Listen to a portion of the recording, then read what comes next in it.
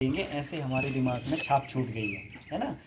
जैसे हरित क्रांति देश में आई, आदरणीय चौरसिया जी ने बताया कि हरित क्रांति जब देश में आई ना, तो पहले तो पूर्वज हमारे वैसे ही करते थे काम, है ना। हरित क्रांति आई तो ऐसे लोगों के मन में एक भ्रम जाल फैलाया गया कि जो अभी खेती हो रही है उससे लोगों का पेट नहीं भर रहा है ना। तो बोले जो है ना, आपको ये वाला काम करना पड़ेगा तब पेट भरेगा।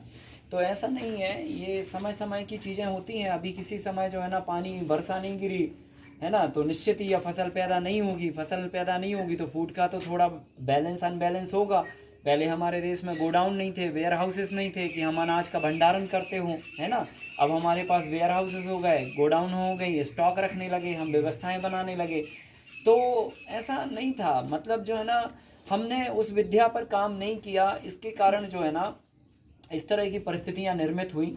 और उन परिस्थितियों में ही हमने, कहते हैं ना कि मौके का चौका लगाना, इस टाइप से, है ना। तो दुनिया के लोगों को मौका मिल गया कि यहाँ पर फूड क्राइसिस है, और सरकार को उन्होंने समझाया कि हम रासायनिक अगर डालेंगे खेती में तो इंस्टेंट हम उत्पादन को बढ़ा देंगे, और आपके जो देश का जो फूड का जो संकट है उसे हम दूर कर देंगे। तो सरकारों ने उस पर अनुबंध कर लिया, और जो है फिर इसको एंट्री मिली, और एंट्री मिलते ही ये स्पीड से देश में पकड़ गया, और उसका दुष्परिणाम आज हमारे सबके सामने है।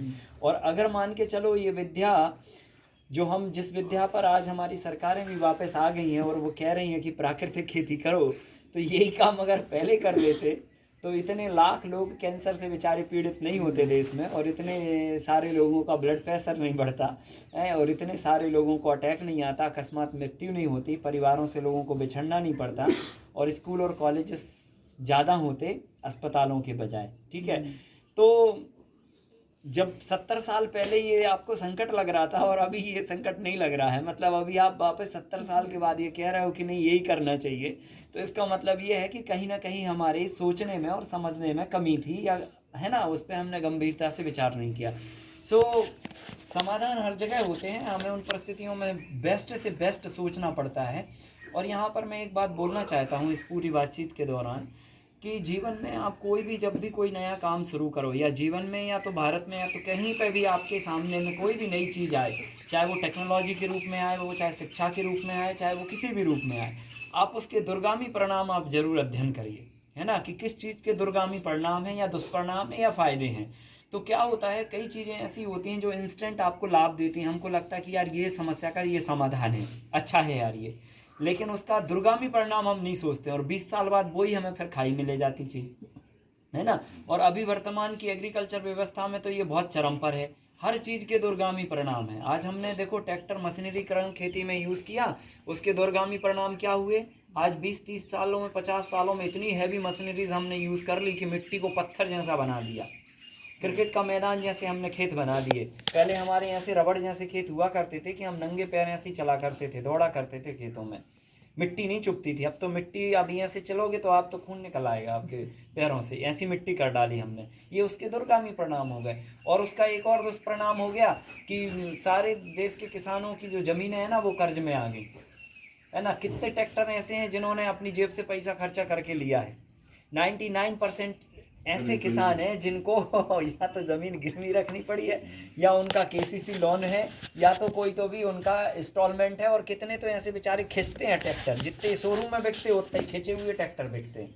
इससे ही अंदाज़ा लगाया जा सकता है कि सारा लोन पे बट रहा है मामला, मतलब पैसे हैं नहीं, है ज़बरदस्ती किया जा रहा है। तो इससे क्या हो रहा है ना, खेती माइग्रेट हो रही है भाई, या तो किसान मरेगा या तो ज़मीन बेचेगा, तो अल्टीमेटली नुकसान ही है ना कुल मिला के। तो ये इसका दूरगामी परिणाम है। फिर इसी तरह से रासायनिक खेती के क्या दूरगामी परिणाम हुए। उस समय अच्छा लगा, और अब जो है ना कैंसर के रूप में आज हम उसको ढोके चल रहे हैं, ब्लड प्रेशर के रूप में ढोके चल रहे हैं, है ना, बीमारियों के रूप में ढोके चल रहे हैं। आज हम 10 किलो वजन नहीं उठा पा रहे हैं, ये भी तो एक उसका दुष्परिणाम ही है ना।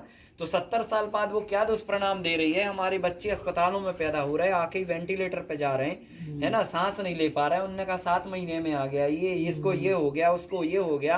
बेचारा पैदा होते ही एक परिवार बीमारी में लग जाता है, मतलब जो है ना वो मंदिर कम जाएगा, अस्पतालों से ज़्यादा जाना पड़ रहा है, इस तरह की हालत हो चुकी है। तो कुल मिला के ये उसके दूरगामी परिणाम है। फिर बीजों को हमने परिवर्तित किया, उसके दूरगामी परिणाम क्या हुए। इंसान की सेहत इतनी कमज़ोर हो गई कि आज हम खाना खाने के बाद वो एनर्जी जो हमें मिलना चाहिए वो हमें मिल ही नहीं पा रही। और बीमारियों का अंबार लग गया, है ना, तमाम तरह की बीमारियों का ढेर लग गया। हमें पता भी नहीं था कि ये भी कोई बीमारी है, वो भी हमारे हिस्ट्री में आ गई, है ना।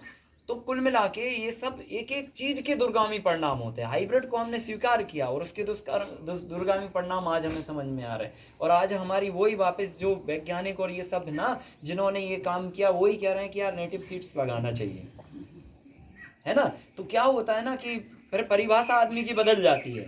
तो कुल मिला के हर चीज के पहले हमें परिणाम और दुर्गामी परिणाम दोनों समझना चाहिए, फिर उस चीज को अपने जीवन में धारण करना चाहिए। हमने पॉली हाउस टेक्नोलॉजी को अभी अडॉप्ट करके और पूरे देश में देखो 3,000 करोड़ की सब्सिडी देती है गवर्नमेंट पॉली हाउस फार्मिंग पे। उसके दुर्गामी परिणाम क्या है जरा वो सोच लीजिए आप। ठीक है, आपको अभी अच्छा लग रहा है यार, बारिश गिरती है तो पानी नहीं आता इसके अंदर, फसल खराब नहीं होती है, ठंड गिरती है तो फसल खराब नहीं होती है, लेकिन उसका दुर्गामी परिणाम क्या है पता है आपको? मिट्टी सूरज के संपर्क में रहती नहीं है, और सूरज के संपर्क में मिट्टी नहीं रहेगी, 5 साल में मिट्टी खत्म हो जाएगी वो। तो पॉली हाउसेस वाले कहते हैं 5 साल में मिट्टी बदलो, बाहर की मिट्टी अंदर लाओ, अंदर की मिट्टी बाहर करो, क्योंकि अब वो मिट्टी में एनर्जी ही नहीं रही है, वो ऑक्सीजन लेवल 0 हो गया क्योंकि हवा नहीं जा रही थी, धूप बिल्कुल नहीं मिली, तो बैक्टीरिया सारे डेड हो चुके हैं पूरी तरह से। तो कुल मिला के ये उसके दुर्गामी परिणाम है। और भी बहुत सारे हैं, प्लास्टिक हम बना रहे हैं, कब तक इस धरती पर प्लास्टिक फैलाते रहेंगे आप सोचिए। पूरे प्लानेट पे हम प्लास्टिक फैलाने में लगे हुए हैं।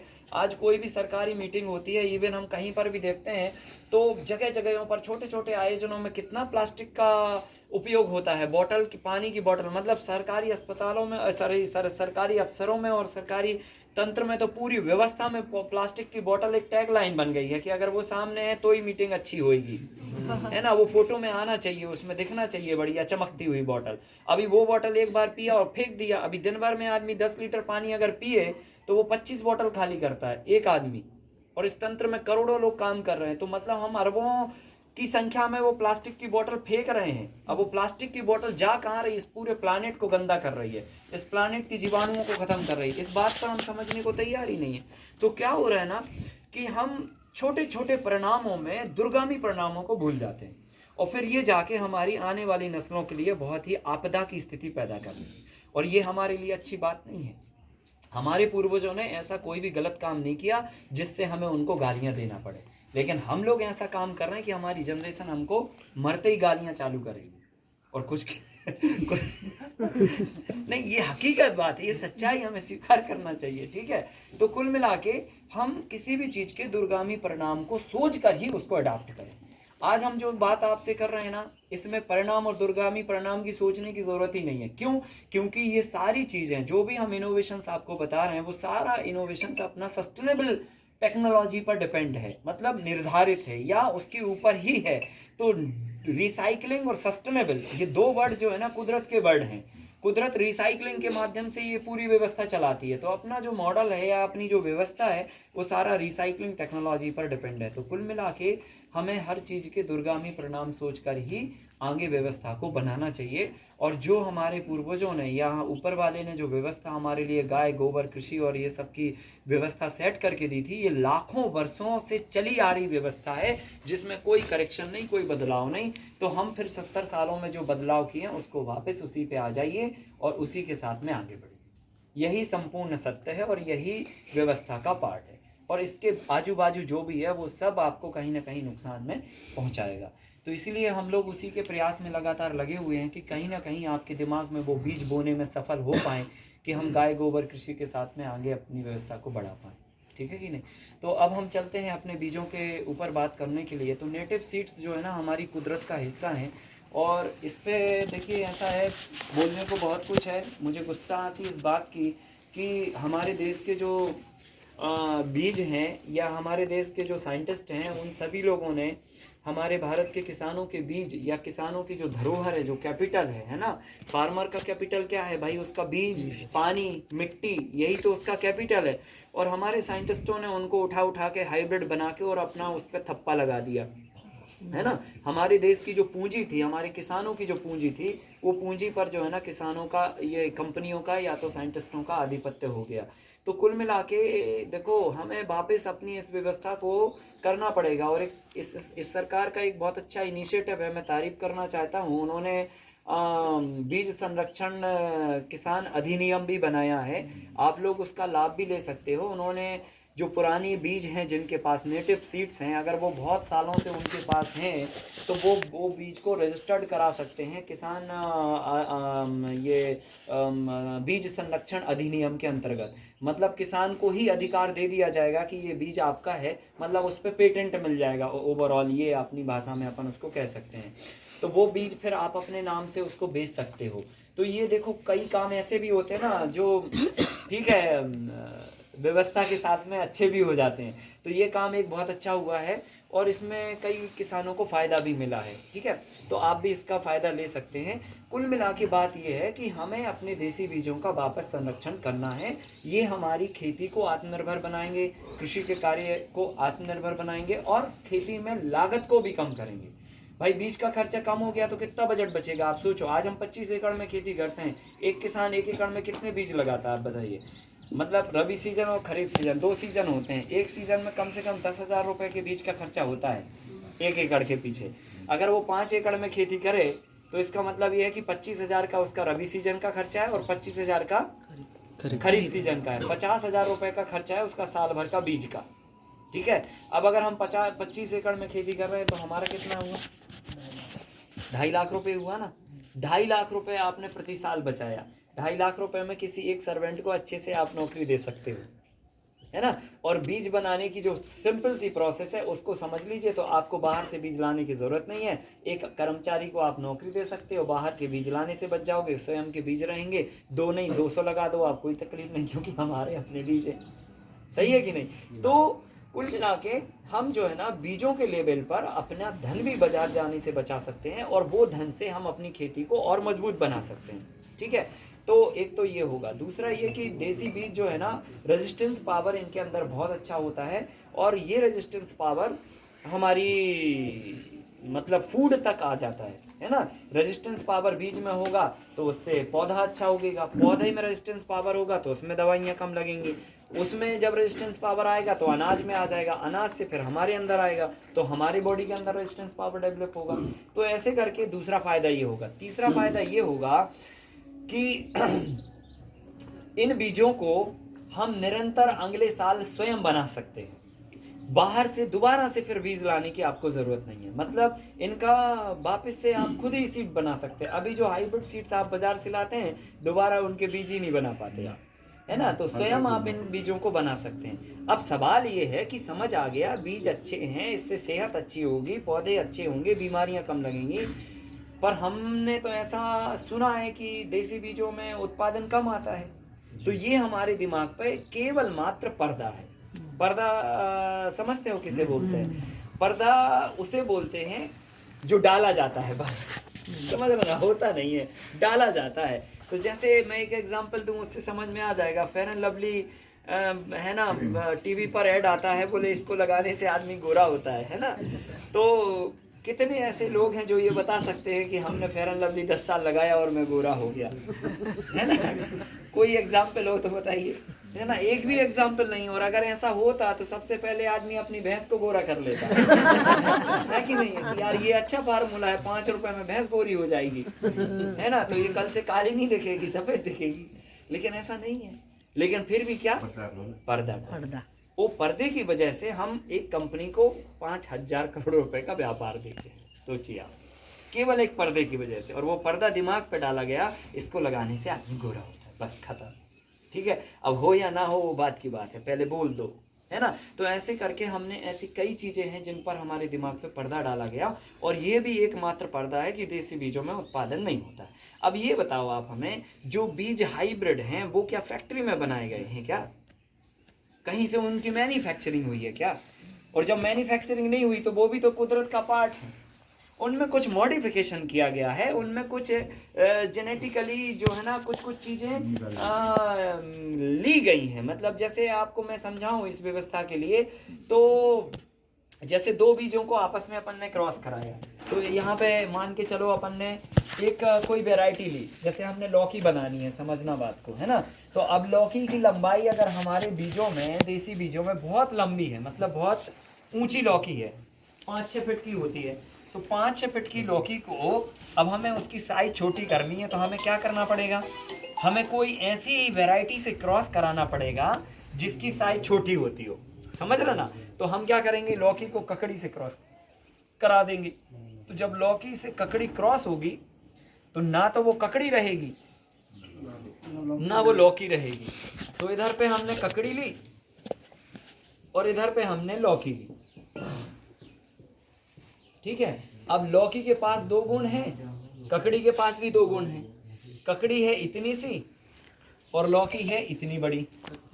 अब जब इनको आपने आपस में मिलाया तो इसका एक गुण खत्म हो जाएगा, इसका एक गुण खत्म हो जाएगा, ये दो गुण पे यहाँ पे लौकी बन जाएगी, ठीक है। अब क्या होगा, ये थोड़ी बड़ी हो जाएगी और वो थोड़ी छोटी हो जाएगी। ये हाइब्रिड है, ठीक है। अब क्या हो रहा है ना, इसमें ना तो ये लौकी बची ना तो ये ककड़ी बची। अब हमने क्या किया, जब इतनी साइज हमको मिल गई, हम अब क्या करेंगे, कोई ऐसी वैरायटी को ढूंढेंगे या ऐसे पौधे को ढूंढेंगे जो बहुत ज्यादा फलता हो, बहुत ज्यादा फलता हो, जिसकी फ्रूटिंग कैपेसिटी बहुत ज्यादा हो।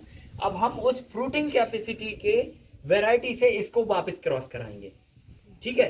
तो अब जो नई जनरेशन बनेगी उसमें क्या होगा, एक गुण इसका आएगा, एक गुण उसका जाएगा, एक गुण इसका आ जाएगा, तो दो गुण फिर बन जाएंगे। तो हो सकता है कि इसकी फलने वाली जो प्रॉपर्टी है वो इसके अंदर आ जाए, है ना। गुणी तो है भाई, गुण तो ही होता है ना। जैसे एक आदमी होता है जो 20 घंटा काम करता, तो वो गुणी तो है उसका, सही है कि नहीं है। और एक आदमी 5 घंटा भी काम नहीं कर पाता, वो थक जाता है 5 घंटे के काम करने के बाद। तो ये क्या है ना, गुण है। तो हमें क्या करना है, वो उसका गुण निकाल के इसके गुण से मिलाना है। तो अगली जनरेशन में पता चला इसकी फ्रूटिंग कैपेसिटी इंप्रूव हो गई, इंप्रूव हो गई तो बन गई हाइब्रिड वेराइटी, बस खत्म। तो क्या हुआ, इतने सारे गुणों को इधर से उधर से मिलू के हमने क्या किया, वो बना दिया। अब बात समझना, जो ज्यादा फ्रूटिंग वाला गुण था वो आपने लिया कहाँ से, कहां से लिया, नेटिव सीड से। भाई इस कुदरत की व्यवस्था से ही लिया ना, है कि नहीं है। वो कहीं आसमान से नहीं टपका, ना फैक्ट्री में मैन्युफैक्चरिंग हुआ, ना हमने उसमें कोई आर्टिफिशियल तरीके से कलाकारी की। तो सिंपल सी व्यवस्था है कि जो बीज अच्छा परफॉर्मेंस दे रहे हैं उन्हीं बीजों के गुणों को सिलेक्ट करके उनके बीज बनाए जाएं। तो इस पे हमने बहुत गहरा अध्ययन किया। जब हम लोगों से कहते थे कि यार देसी बीज यूज करो, तो लोग हमको कहते थे उसमें उत्पादन नहीं होता भाई साहब। अब उस समय हमारे पास जवाब नहीं था, समझदारी नहीं थी। तो हमने इस बात को समझने की कोशिश की, तो हमें ये विज्ञान समझ में आया। पहले हमने कहा पहले हाइब्रिड को समझो कि ये है क्या साइंस, है ना। तो हाइब्रिड में ये व्यवस्था पे बीज बनाए जाते हैं। अब ये व्यवस्था में भी हम नेटिव सीड्स के ही जनरेशन को सेलेक्ट करते हैं। जैसे आपको मैं उदाहरण के तौर पे बताऊं, इस संसार में जैसे मोदी जैसे लोग पैदा हुए, समझ रहे ना, तो एक अद्भुत गुण है ना भाई इस देश के लिए, है कि नहीं है। अब ये बताओ, क्या उनकी कोई प्रोग्रामिंग की गई अलग से, कि कहीं से बीज लाए गए उनको बनाने के लिए, नहीं ना। हमारे बीच में सामान्य परिवार में पैदा हुए। स्वामी रामदेव जी एक अलग गुण लेके पैदा हुए, तो वो कहाँ से हुए, यही सामान्य परिवार से ही हुए पैदा। उनके माँ बाप इतने फेमस नहीं थे जितने वो फेमस हो गए। तो इसका मतलब क्या है कि जो बीज हैं वो कुदरत की सृजन की व्यवस्था का पार्ट है। और अब उस सृजन की व्यवस्था में कमजोरी भी है, ताकत भी है, बहुत ताकत भी है, समझ गए ना। तो क्या होता है कि जैसे एक क्लास में 100 बच्चे हैं फॉर एग्जाम्पल, तो 100 बच्चों में पता चला एक बच्चा बहुत स्ट्रांग निकल गया जो सबसे ज्यादा नंबर ला रहा है, बाकी सब हैं जो 99 के इस तरफ नंबर वाले हैं। तो क्या है ना, जो सबसे टॉप पे आया बच्चा वो सबसे परफॉर्मेंस वाला है। इसका मतलब ये है कि आपको उसकी जनरेशन को आगे बढ़ाना है, ऐसा है ये। तो ऐसे बीजों के साथ में भी है, और ये हर जगह अवेलेबल है, हर क्रॉप में अवेलेबल है। ऐसा नहीं है कि सृजन की प्रक्रिया में सब कुछ कमजोर होता है। सृजन की प्रक्रिया में मजबूत भी पैदा हो जाता है। कई कमजोर मतलब जो है ना दुबले पतले शरीर वालों के यहाँ बहुत मजबूत बच्चे भी आ जाते हैं, ऐसा कोई जरूरी नहीं है। और ऐसा भी जरूरी नहीं है कि बहुत मजबूत माँ बाप से बहुत मजबूत संतान निकले, ये भी जरूरी नहीं है। बात समझ रहे ना। तो ये तो कुदरत की सृजन की व्यवस्था है, इसमें क्या होगा किसी को कुछ भी नहीं पता, है ना। तो जो हम बीज खेतों में डालते हैं उसमें पता चला हमने जो 100 बीज डाले, तो 100 में से पता चला 10 बीजों ने बहुत अच्छा परफॉर्मेंस दिया, 10 पौधे ऐसे थे जिन्होंने बहुत अच्छे फल आए, बाकी 90 में फल आए लेकिन उतने अच्छे नहीं आए, थोड़े कमजोर आए। तो क्या होता है कि हमें उन 10 पौधों को सिलेक्ट करना है जो बहुत अच्छे परफॉर्मेंस पे आए, उनकी जनरेशन को सिलेक्ट करके और उनको आगे बढ़ाना है। सिंपल सी बात है कि नहीं है? तो यही प्रक्रिया अगर हम इसको सिस्टमाइज कर दें तो हम देसी बीजों से भी बहुत अच्छी गुणवत्ता युक्त बीज बना सकते हैं। और जो आपको ये लगता है कि हाइब्रिड बीजों में ही उत्पादन होता है, ये भ्रांति को दूर कर सकते हैं। हमने देसी बीजों से काफ़ी अलग अलग फसलों में बहुत अच्छे परिणाम लिए हैं। और जो वैरायटी कहीं 5 कुंटल 10 कुंटल 20 कुंटल पे उपज पे थी, उसको हमने 2-2 5-5 10-10 कुंटल तक इम्प्रूवमेंट किया है उसके अंदर। ये मैंने देखा है प्रैक्टिकली। आप एक एक वैरायटी के अंदर बहुत जब हमको एक लाल तुअर जो हमने कल बताया था ना, एक बार लगाने पे 5 साल फलती है, ये बक्सर और बिहार की बॉर्डर से बक्सर और यूपी की बॉर्डर से नर्मदा नदी के किनार से हमको ये मिली थी एक भ्रमण के दौरान, 2012 की बात है। सो एक पेड़ हमको मिला था, ये है ना, सड़क के किनार पर।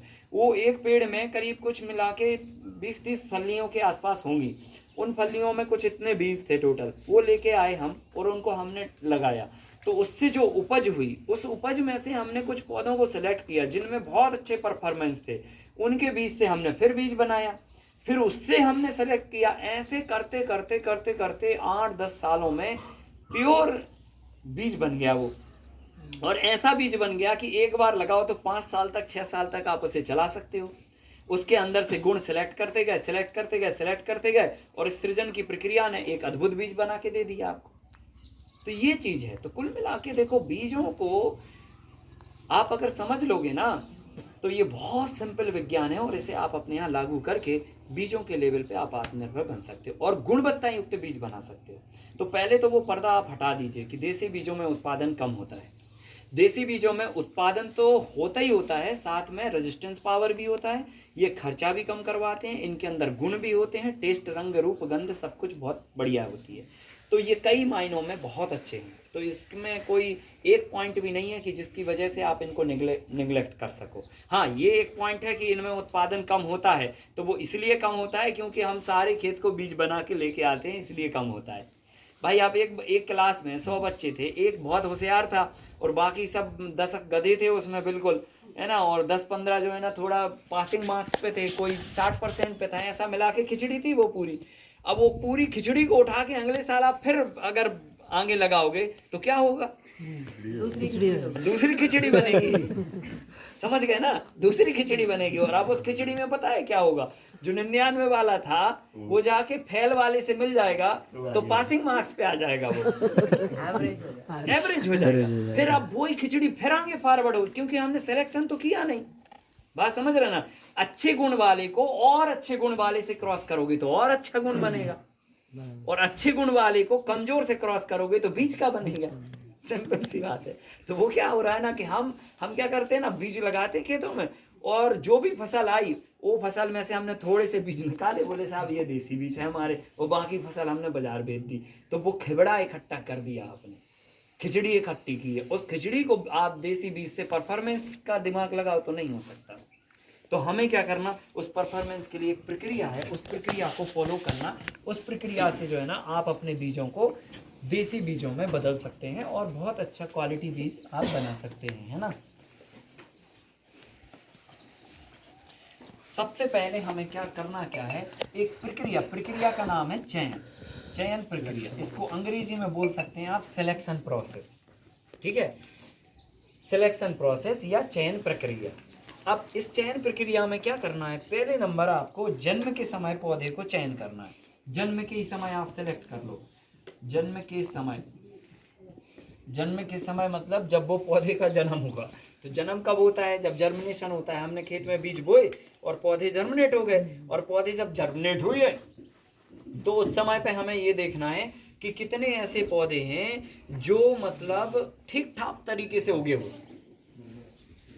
है ना, जो बहुत अच्छे तरीके से उगे, एकदम से उनका जर्मिनेशन हो गया।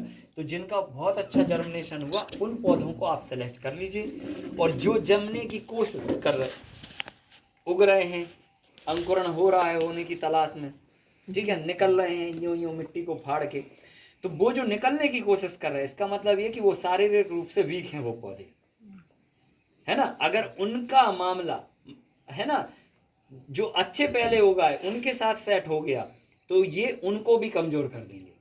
तो क्या करना, आपको उन बीजों को वहीं पे या उन पौधों को वहीं पे आपको हटाना है, ठीक है। तो हमने जैसे फॉर उदाहरण के तौर पे ऐसे मान लो कि कि एक खेत बोया यहाँ पे, और एक खेत में हमने 100 पौधे बोए या 1000 पौधे बोए, ऐसे पूरा 1 एकड़ का खेत बोया, तो हमने इतनी जगह ये सिलेक्ट कर ली, ये मार्क कर दी यहाँ पे, ये जगह ये 20 बाई 20 भी हो सकती है, 50 बाई 50 भी हो सकती है। अब हम इसमें मॉनिटरिंग करेंगे, कारण क्योंकि हमें पूरे खेत का तो बीज बनाना नहीं है कि नहीं, हमें तो थोड़ा सा बीज चाहिए अगले साल के लिए। तो अगले साल के लिए कितना चाहिए, 2 एकड़ 5 एकड़ के लिए, तो इतना जगह हमने सेलेक्ट कर लिया। अब जन्म के समय पे ये जगह पे हम मॉनिटरिंग करेंगे, हम देखेंगे कितने ऐसे पौधे हैं जो उगे नहीं हैं या उगने की कोशिश कर रहे हैं। तो ये जगह पे हमने देखा तो पता चला 100 पौधे थे, 100 में से जो है ना 10 पौधे ऐसे हैं जो कमज़ोर हैं या उगने की कोशिश कर रहे हैं, हम उनको यहाँ पे निकाल देंगे। ठीक है, तो ये कितने बचेंगे पौधे, 90 पौधे बचेंगे। फिर हम क्या करेंगे, दूसरे स्टेज पे पत्तियों के समय पर इनको फिल्टर करेंगे। पत्तियों के समय पे पौधों को फिल्टर करना मतलब जो 90 पौधे थे, उन 90 पौधों में हम ये चेक करेंगे कि कितने ऐसे पौधे हैं जिनकी पत्तियां बहुत अच्छी आई। समझ गए ना, बहुत अच्छी आई मतलब बहुत ज़्यादा हरी भरी हैं, संख्या में ज़्यादा हैं, ग्रीन हैं, ये वो सब कैरेक्टर देखेंगे। तो अगर आपको लगे कि नहीं ये कुछ पौधे की पत्तियां हैं जिनमें पीलापन सा दिख रहा है, कमज़ोर भी हैं, कम भी आई हैं, ऐसा कुछ आपको गुण लग रहा हो, तो उन पौधों को फिर हटा दो आप। अगर जिनकी पत्तियां कम हैं, इसका मतलब वो फोटोसिंथेसिस कम करेगा, और फोटोसिंथेसिस कम करेगा मतलब भोजन कम बनाएगा, भोजन कम बनाएगा मतलब आहार नहीं मिलेगा, तो भाई उतना वो फल नहीं बना पाएगा। तो हमें क्या करना, जिनकी पत्तियां कम या कमजोर ऐसा कुछ नजर आए, उन पौधों को फिर वापस आप निकाल दो। तो यहाँ पे उदाहरण के तौर पे अगर 90 पौधे थे, तो इन 90 पौधों में से फिर आपने 10 पौधे हटा दिए, तो यहाँ पे 80 पौधे बचे। ठीक है ना, 80 पौधे बचे। इन 80 पौधों में से आप अगली स्टेप लगाओगे, अगले स्टेप पे आप चयन करोगे पौधों का। यहाँ पे पत्तियों के समय पे हो गया, फिर तीसरा स्टेप होगा डालियों के समय पे,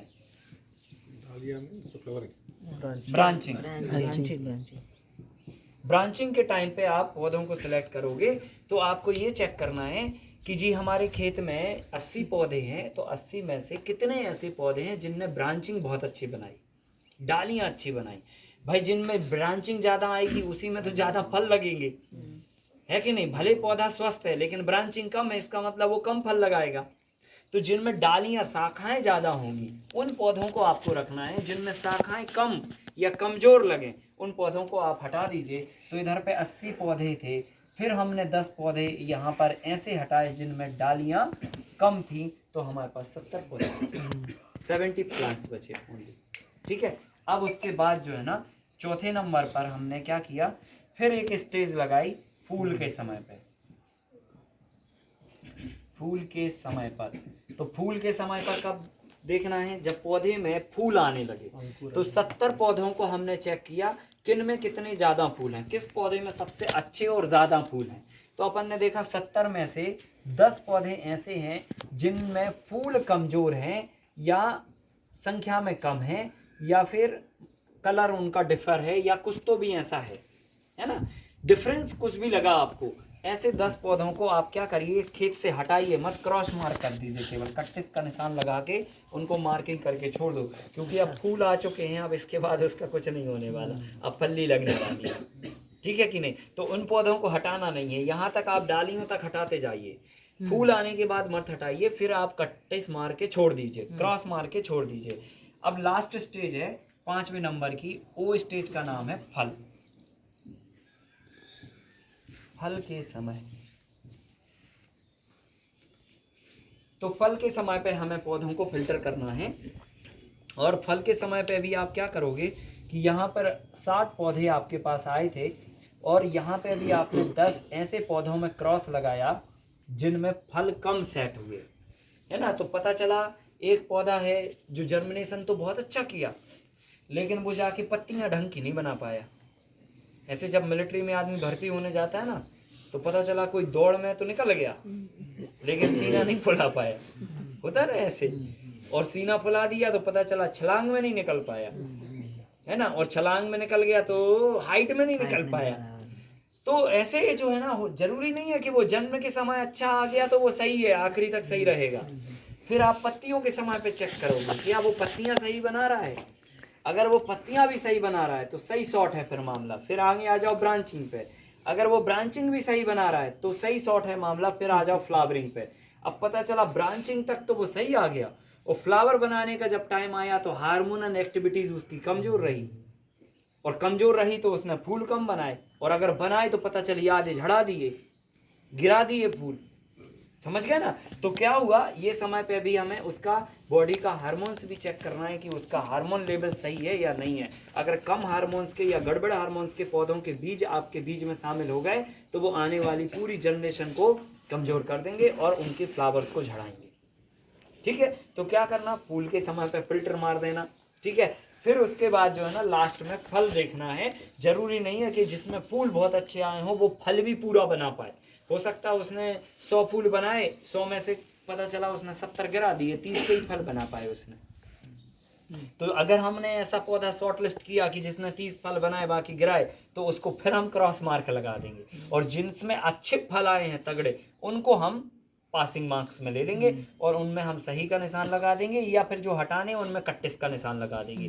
तो ये जो 2 स्टेज हैं, इन स्टेज पे जो हमने कट्टिस के निशान लगाए हैं, क्रॉस मार्क किया है, इन पौधों को पूरे खेत के साथ में आप काट लीजिए।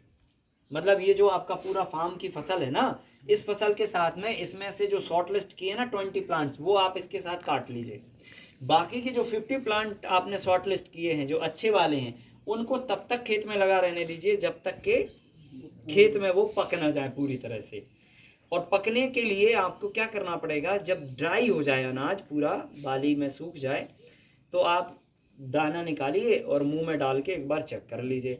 अगर दाना जो है ना ड्राई हो गया तो एकदम आवाज़ साउंड करेगा वो, और अगर उसमें गुंजाइश होगी तो वो थोड़ा सा लूज रहेगा। लूज मतलब आवाज़ नहीं करेगा उतना अच्छा। जैसे आप चने चबाते हैं सूखे तो एकदम कड़कड़ की आवाज़ आती है, और अगर आप भिगो के चबाते हैं तो कोई आवाज़ नहीं आती। तो अगर मान के चलो थोड़ा बहुत उसमें गुंजाइश होगी तो वो रबड़ जैसा बिहेव करेगा, और नहीं तो एकदम कड़ाक से टूटेगा। तो वो जो कड़क आवाज़ आ रही है समझ लो कि वो पौधा हमें अब मतलब अब काटने लायक हो गया। तो इन 50 पौधों को हम उठा के हार्वेस्ट करेंगे। हार्वेस्टिंग के बाद क्या करेंगे, इनकी थ्रेसिंग करके और इनको निकाल लेंगे बीजों को। और इन 50 पौधों के बीजों को निकालने के बाद लास्ट आप एक फिल्टर लगाओगे जिसे हम बोलेंगे छन्ना, ग्रेडिंग। ठीक है, तो ग्रेडिंग करके भी इनको हमें फिल्टर करना है। तो छठवां स्टेज है ग्रेडिंग करना। 6वें नंबर पर आप ग्रेडिंग करोगे, क्योंकि ग्रेडिंग अगर हमने नहीं किया तो क्या होगा कि पता चला एक फली के अंदर फली बहुत अच्छी थी लेकिन उसके अंदर 3 दाने बड़े थे, 2 दाने छोटे थे, वो आपको नहीं दिखे अंदर से। तो क्या होगा कि वो छोटा दाना फिर जो है ना चला जाएगा आगे, है ना, चुपचाप, और वो जाके आगे फिर जनरेशन को कमज़ोर करेगा। तो उसको फिल्टर करने के लिए ग्रेडिंग करना, जो भी दाने निकले उसको छन्ने से छन्नी लगा के छान लीजिए। जो 1 नंबर क्वालिटी के दाने निकले उनको अब जाके अगले साल आप बीज के रूप में इस्तेमाल कर सकते हो। तो ये है बीजों की पूरी स्टेप बाय स्टेप प्रोसेस। अब आती है इनको रखने की प्रोसेस, मतलब संरक्षण करने की, या उसको बोल सकते हैं रखना, स्टोरेज, है ना, संरक्षण, स्टोरेज।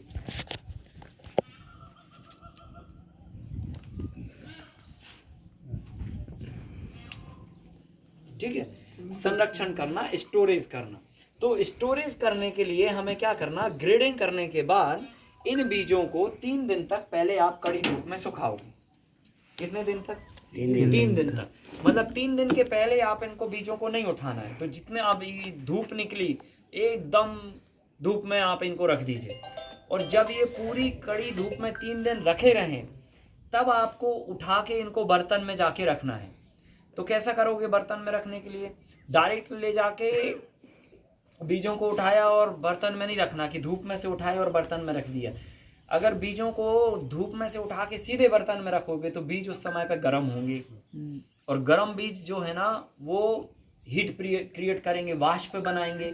क्योंकि जैसे ड्रम है ना, खाली ड्रम, तो खाली ड्रम में क्या है, स्पेस है ना, स्पेस है ये पूरा।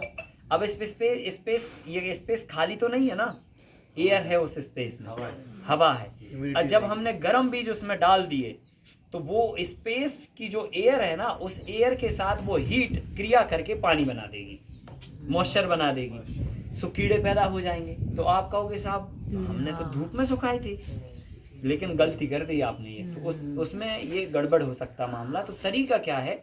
तरीका ये है कि आप धूप में से बीजों को 4 बजे उठाइए शाम को, और उठा के ऐसा शेड के नीचे आप उनको रख दीजिए, ऐसे फैला के, या पंखे के नीचे भी रख सकते हो, और इनको 2 घंटे तक रखा रहने दो।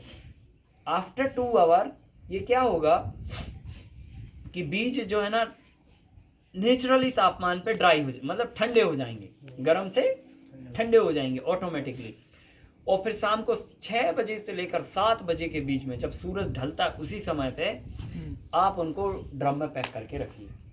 अब ड्रम में पैक करने का तरीका ये है कि पहले नंबर तो आप ड्रम को पूरी तरह से सुखाइए, ड्रम सूखा होना चाहिए। और फिर उसके बाद उस ड्रम में नीम की पत्तियों को और चूने को आपस में मिला के एक पोटली बना के ड्रम के अंदर नीचे डालिए। तो नीम की पत्ती को आपको ड्राई नहीं करना है। लोग गलती क्या करते हैं, नीम की पत्ती को सुखा देते हैं, प्राण निकाल देते हैं उसके, उसमें कुछ बचता नहीं है। और जब उसमें कुछ बचता नहीं है तो वो कुछ करती नहीं है कि नहीं है? जब पत्ती पूरी तरह से सूख गई तो वो बायोमास का काम करेगी साहब। अब उसको पानी मिलेगा तो ही वो अपना असर दिखाएगी, नहीं तो वो वहाँ पे कोई असर नहीं दिखाएगी।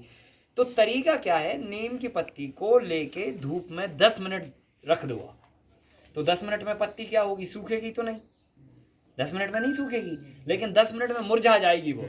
और मुरझाने से उसका जो एक्सेस मॉइस्चर होगा वो चला जाएगा, बाकी का मॉइस्चर उसके अंदर रहेगा, जिस मॉइस्चर के अंदर उसकी पॉइजनस प्रॉपर्टी है।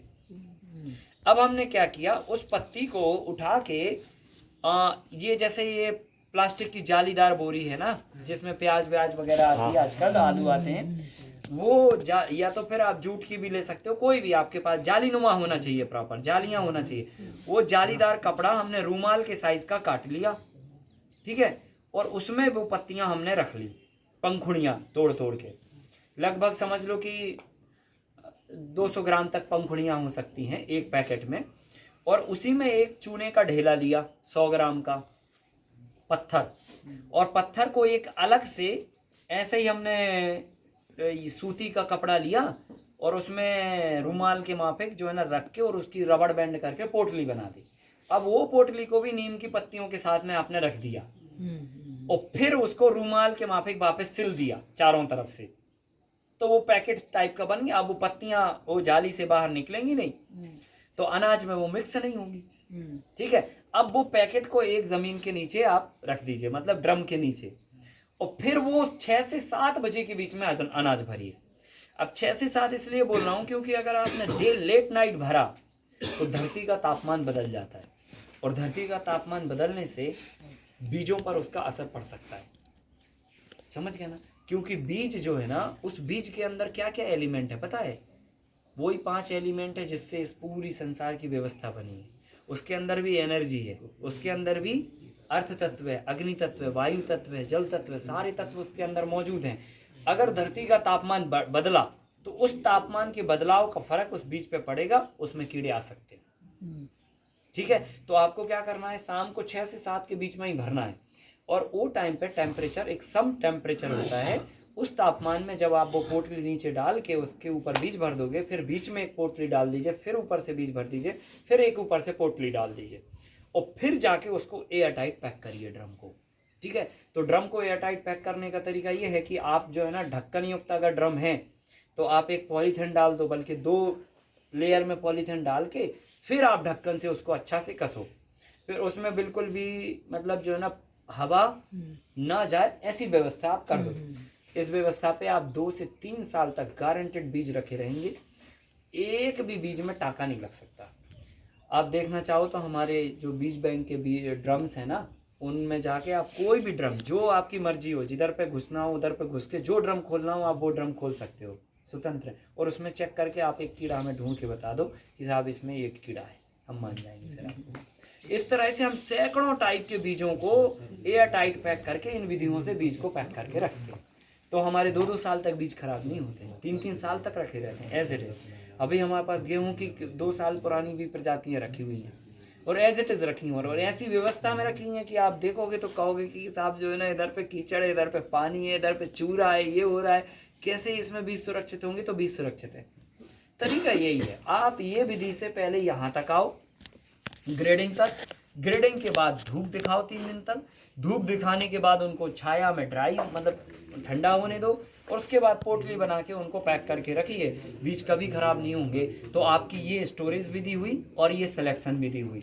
इन 2 विधियों को, स्टोरेज और सिलेक्शन विधि को आपस में मिला के आप जो है ना बीजों का संरक्षण और संवर्धन कर सकते हैं और बीजों के लेवल पर कृषि को आत्मनिर्भर बना सकते हैं। और इसमें बहुत बड़ा देखो स्कोप भी है। आप देसी बीज खुद इस विधि से आप बनाने लगो, आप अपने गांव में देसी बीज बांटो भाई, है ना? तो ठीक है, 2 पैसे का रेवेन्यू भी जनरेट होगा और एक अच्छा काम है। पूरे देश को ज़रूरत है बीजों की, कितने लाख करोड़ का व्यापार है बीजों का, है कि नहीं है? उसका अगर हमने आधा % भी अगर अपने काम कर लिया तो 10-20 करोड़ का काम आप कर ले जाओगे आराम से। तो वो काम भी कर सकते हो, करिए। इसमें भी कितना स्कोप है, सबको देसी बीज चाहिए, है कि नहीं है? हाँ, ये लाइन इसमें करते ना चुना, उसको पहले कवर करके कच्चे के साइज के काट से फिर नीम के साथ लगाना ना।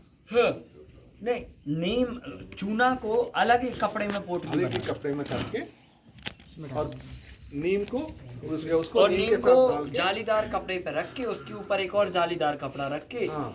या उसको काटिए ही ऐसा कि वो थैली जैसा कटे, है ना? और फिर उसमें जाके उसको चारों तरफ से सिलाई मार दो ताकि वो ना तो पोटली खिसके चूने की और ना वो खिसके। अच्छा, अब ये भी समझ लो, इसका विज्ञान समझ लो। ये तो हो गया फार्मूला। विज्ञान ये है कि जब नीम की पत्ती हम मुरझा के डालते हैं तो उसके अंदर भाप निकलती है।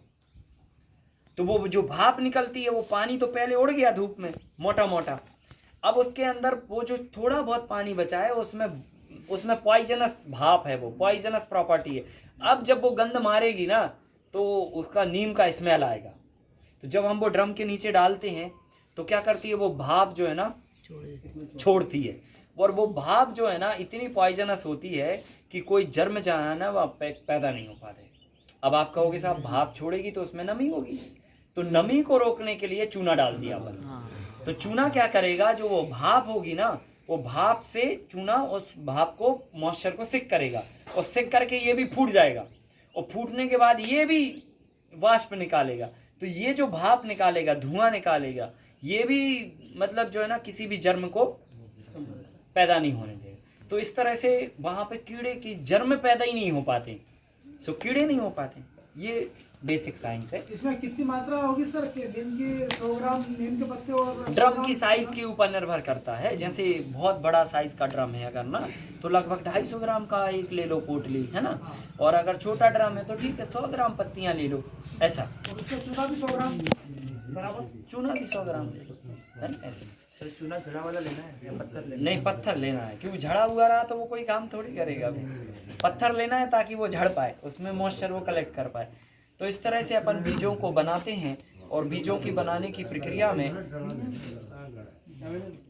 इस तरह से स्टोरेज करके हम जो है ना लंबे समय तक बीजों को स्टोर करके रखते हैं और कोई भी कीड़ा नहीं होता। इसी विधि से आप घर में भी अपना अनाज स्टोर करके रख सकते हैं, उसमें भी कीड़े नहीं पड़ेंगे। सर जो पहले हमने इतना अनाज सड़ाया है, सड़ाया मतलब खराब हो गया, खराब हुआ है कीड़ों से, मतलब आपको अंदाज़ा नहीं दिला सकते। हमने टनों से जो है ना कहीं गेहूं में घुन लग गया, पता चला 20 क्विंटल गेहूं रखा और बोरी में रखा, ध्यान नहीं दिया, सब पॉलीथिन ये वो सब या टाइट किया, सब किया, लेकिन जाके जब उसको निकाला तो कीड़े लग गए पूरे। अब जो है ना 20 क्विंटल का पूरा लॉट खराब हो गया। तो इतना नुकसान देखो क्या होता है ना, कोई भी चीज़ का इनोवेशन या कोई भी चीज़ का फार्मूला, उसके पीछे कितना नुकसान होता है, कितना एक्सपेरिमेंट होता है, उसके बाद ये तय होता है। तो ये तो हमने आपको बहुत सिंपल मेथड में बता दिया, अब आप फॉलो करिए और आपको उसका फ़ायदा मिलेगा। इसके पीछे हमने 10 साल अनाज खराब किया और जिसने जो बताया, कोई ने कहा झंडू पारित रख दो, हमने वो टिकियाँ रखी, गोली डाल दी, इसमें एक डब्बा गोली डाली, कोई फर्क नहीं पड़ता।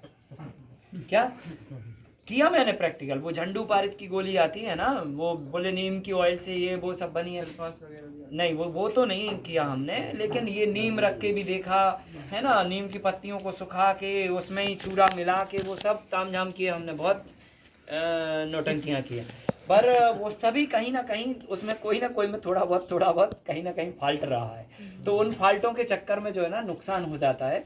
पर ये विधि से हम पिछले 3 साल से जो है ना संरक्षण कर रहे हैं बीजों का, और इसमें हमें कोई तकलीफ नहीं हो रही है ना, ये एकदम सॉलिड है और इसमें कोई खर्चा नहीं है। नीम की पत्ती और चूना आपके पास मिलता है और जालीदार कपड़ा जहाँ चाहे फैला पड़ा हुआ है, सो आप जुगाड़ बना के और अपना करिए। सब सीड के लिए यही है, सब सीड के लिए, फ्रूट का सीड होने दो, सब जो ड्राई सीड्स है ना उन सब के लिए यही मेथड है ना। ड्राई सीड्स अनाज के लिए भी ये कर सकते हैं। हाँ। सब दाने रखिए, आप चावल रखिए इस मेथड से, आप घर में चना रखिए, गेहूं रखिए, सब अनाज रख सकते हैं। जैसे कि हमारे यहाँ क्या है कि सिर्फ नीम का पत्ती तोड़ते हैं और वैसे ही रख देते हैं मिला के, हाँ? तो उसमें कभी कीड़े नहीं लगे, चाहे साल भर रखिए चाहे 2 साल रखिए। हाँ, तो वो अनाज सूखा होगा इसलिए कीड़े नहीं पड़ते हैं। तो मेथड देखो क्या है ना, स्टेप बाय स्टेप देखो। कभी धोखे की दीवारी होती है, पर धोखे की दीवारी का मतलब ये नहीं होता है कि वो फॉर्मूला है ऐसे हर बार होगा, ठीक है कि नहीं।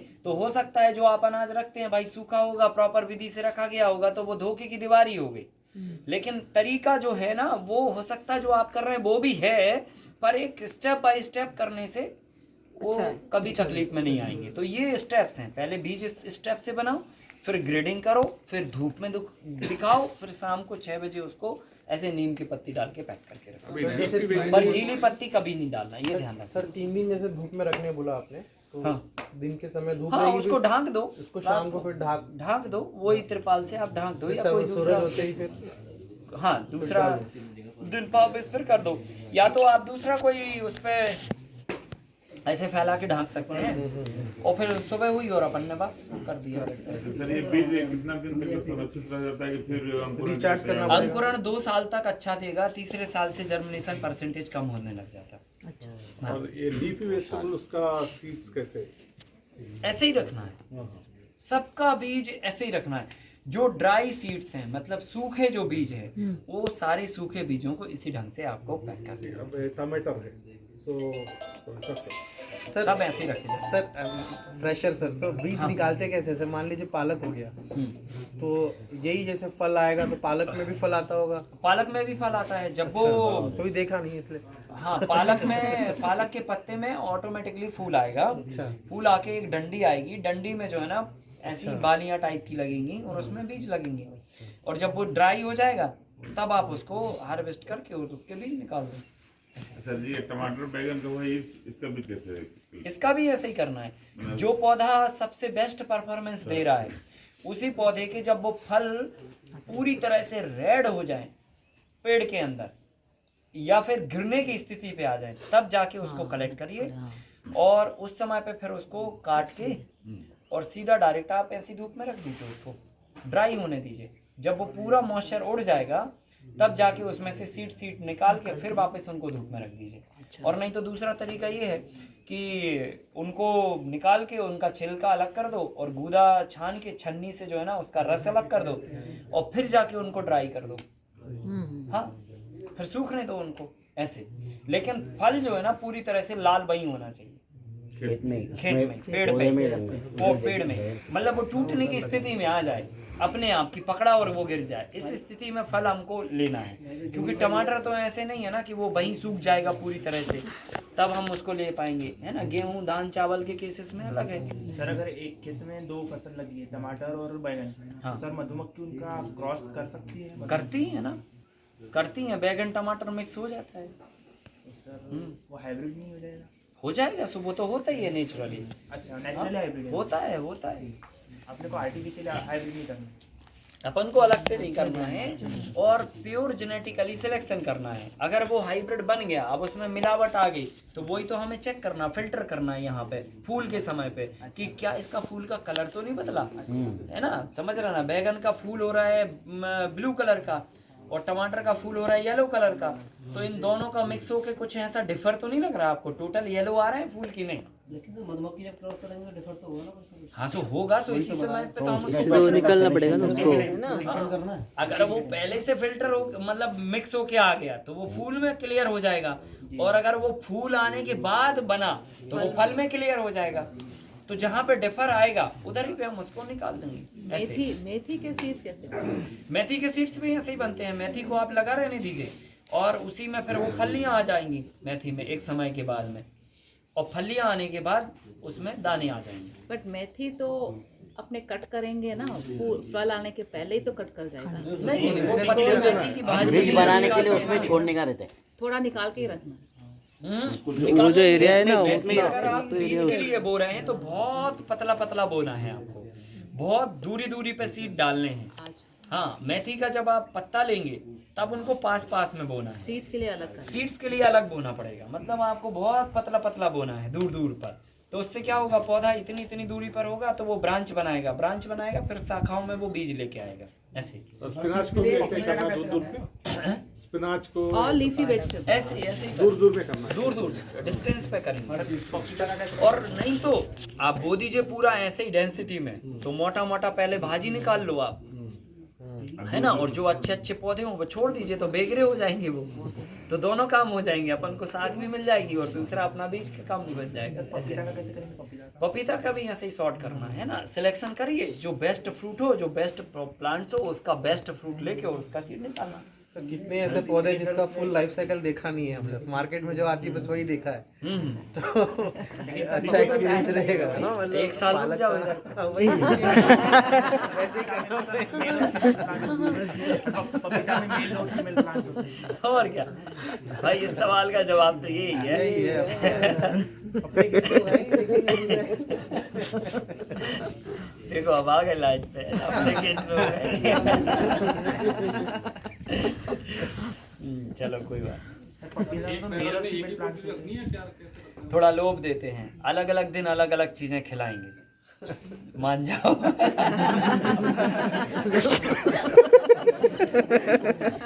आकाश जी, ये अपने को अजोला का चाहिए था बीज हम लोग को, वो मिल सकते हैं? वो असल में इस वाले फार्म पे नहीं है अभी अवेलेबल वो। चलो मैं अभी बात करता हूँ। आपका कब है जाने का? आज रात को 3 बजे की गाड़ी है। ठीक है, अब कोशिश करते हैं। बस कहाँ से गए? कहाँ से धरेंगे? कहाँ से धरेंगे? क्या चीज? बैग बोले तो वो इतना बैग होता है 1 फीट हाइट का, 4 फीट विड्थ का और 10 फीट उसका लेंथ रहता है। नहीं अभी आपके पास से लेना बोले तो बड़ा से नहीं, इतना सा सीड लेके जाओ ना, 250 ग्राम, उसी को हम मल्टीप्लाई करो। ओके इतने से उसमें आ जाएगा ये। पॉलीथिन में ले जाना पड़ेगा, थोड़ा पानी डाल के या बोतल में लेके जाना। सर ये सब हमारे लिए मंगा लीजिएगा। हमारे लिए बैग के अलावा और कहीं नहीं होती? कैसे? बैग जो है हाँ, उसके अलावा कहीं नहीं होती? नहीं, आप जमीन पे उगाइए ना उसको। डायरेक्ट जमीन पे है, खड्डा खोद के और उसको कंक्रीट करा दीजिए आप, ताकि पानी सीपेज ना हो। और कंक्रीट नहीं करा सकते हैं तो आप जो है ना कुछ तो भी पॉलीथिन डाल के कर लो, पानी सीपेज ना हो ऐसी व्यवस्था बना दो। मतलब ये क्या तालाब की फसल है? हाँ, पानी भरा होना चाहिए। सर अभी यहाँ से राशन घर पे आ रहा है हमारे पिछले 3-4 महीने से, तो सर वैसे ही ये बीज अभी जब फार्म रेडी होगा महीना भर लगेगा, तो वैसे ही ये सब बोल देने से नागपुर में मिल जाएगा ना उसी व्यवस्था हाँ, के जरिए हाँ, भिजवा देंगे, जो भी है। भिजवा देते हैं, कोई दिक्कत नहीं। तो ये कल्याण वगैरह भी पहुंचा सकते हैं, मतलब ट्रेन में या बस में कैसे जाएंगे यहाँ से? सब कर देंगे हम। हो जाएगा ना? वहीं से उठवा देंगे।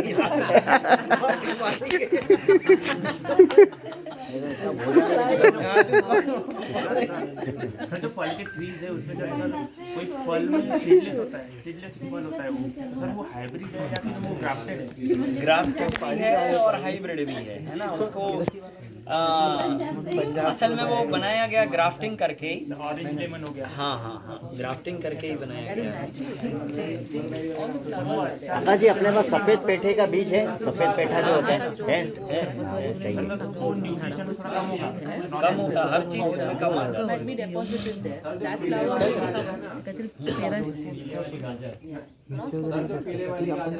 वो नहीं, हाँ वो हाई पूर्ण जागा कव्हर करून घ्या। अपनी जो रेड गाजर होती है ना, लाल इतनी बड़ी, वो देसी गाजर, जिथे जागा मिळते तिथे जाऊ. वही बीज है अपने पास। ग्राफ्टिंग ट्रीज अच्छे हैं या फिर नेचुरली ट्रीज? नेचुरली ज़्यादा अच्छे होते हैं। सर वो बहुत बड़े होते हैं तो बाकी ग्राफ्टिंग किया जा सकता है और कर सकते हैं, उसमें कोई बुराई नहीं, कर सकते हैं। इधर एग्रीकल्चर यूनिवर्सिटी आंध्रा में क्या करे, ब्रिंजाल है फॉर एग्जांपल, वो फॉरेस्ट का ब्रिंजाल का नीचे का ग्राफ्ट करके ऊपर का अपना जो सीड देते हैं उसका ग्राफ्ट करते हैं। कलम तो वो नीचे का क्या है वो स्ट्रांग रहता है, वो दोनों ब्रिंजाल है। ग्राफ्टिंग करने के बाद उसमें डिसीजेस कम आते हैं और पेड़ भी ऑलमोस्ट 2 years 2.5 years रहता है। अच्छा, वो नीचे का भी ब्रिंजाल है, ऊपर का ब्रिंजाल है। ओके, वो फॉरेस्ट का ब्रिंजाल टाइप है, उसमें नेटिव वो भी अपना अच्छा। कुछ जो कुछ भी सीड दिए वो सो करके वो आने के बाद वो दोनों का ग्राफ्ट करके देते हैं। वो कर सकते हैं ना नेटिव कर सकते हैं। और एक क्या करते हैं, रेगुलर ब्रिंजाल से टमाटर का करते हैं। हाँ नीचे ये और नीचे उसको का ग्राफ्टिंग कर। ब्रिंजाल होने से वो स्ट्रांग रहता है। अभी ज्यादा पानी हो गया या नीचे गिर जाता है टमाटर का, उससे क्या है वो टमाटर का स्ट्रांग रहता है और यील्ड प्रोडक्टिविटी अच्छा रहता है। वैसा कर सकते हैं, कर सकते हैं, आप हम सीड्स दे सकते हैं, नहीं तो उन खुद भी कर सकते हैं। कर सकते हैं, कोई दिक्कत नहीं। सर अगर अब हम जाके जो हम गन्ना लगाते हैं उसको जैविक बनाना है, तो ये जो आपने बताया खाद का वैसा ही टाइप का उसको दे दे क्या? हाँ, वही खाद देना है आपको, और उससे गन्ना जो है ना आपका, उसमें रस भी बहुत आएगा, उसकी मोटाई भी अच्छी बनेगी। हाँ, तो वही आप खाद लगाइए। मतलब जो हम DAP सुपर यूरिया नहीं, जो डालते हैं ना, वो नहीं करना आपको। आप तो जो है ना देसी गन्ना लगाइए और उसमें यही संतुलित आहार दीजिए, है ना। हाँ, ये वर्मी फॉस एक खाद दो आप उसको, और गोबर की खाद दो, और पोटाश दो, 3 चीज़ें आप मिला के दो। ये आपका अच्छा साइज आएगा गन्ने का, और वजन भी आएगा, उसमें रस भी बहुत आएगा। देसी गन्ने का बीज मिलेगा? हाँ, गन्ना बीज मिल जाएगा। तो उसका बीज कैसे आता है सर? वो गन्ना ही उसका बीज होता है। उसको नहीं, उसको स्टोरेज करते क्या?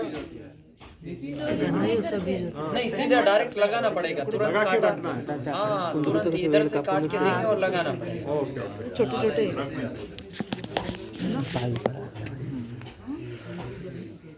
तो अब हम लोग जो है ना,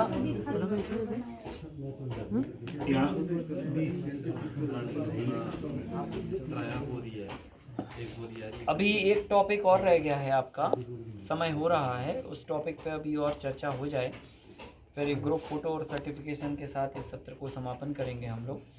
तो इम्पोर्टेंट विषय है कि जो हम गाय की बात हर जगह पे करते हैं ना, तो इस गाय को हम कैसे एक अच्छा इन्वायरमेंट दें और उससे अच्छा मिल्किंग कैपेसिटी प्रोड्यूस करें, ताकि वो इकोनॉमिकल वायबल बने। ठीक है, मुद्दे की बात ये है, गाय को अच्छा बोलने से जो है ना लोगों के दिमाग पे नहीं फ़र्क पड़ेगा, क्योंकि हमारा दिमाग असंवेदनशील हो चुका है ना।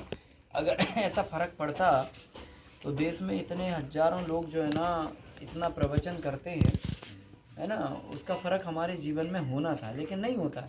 हम पंडाल में बैठे रहते हैं, तब तक तो हरे कृष्णा करते रहते हैं, और जैसे ही पंडाल से बाहर निकले और बस फिर हम आ जाते गाली गलौज पे वापस, है ना, ज्यों के त्यों हो जाते हैं।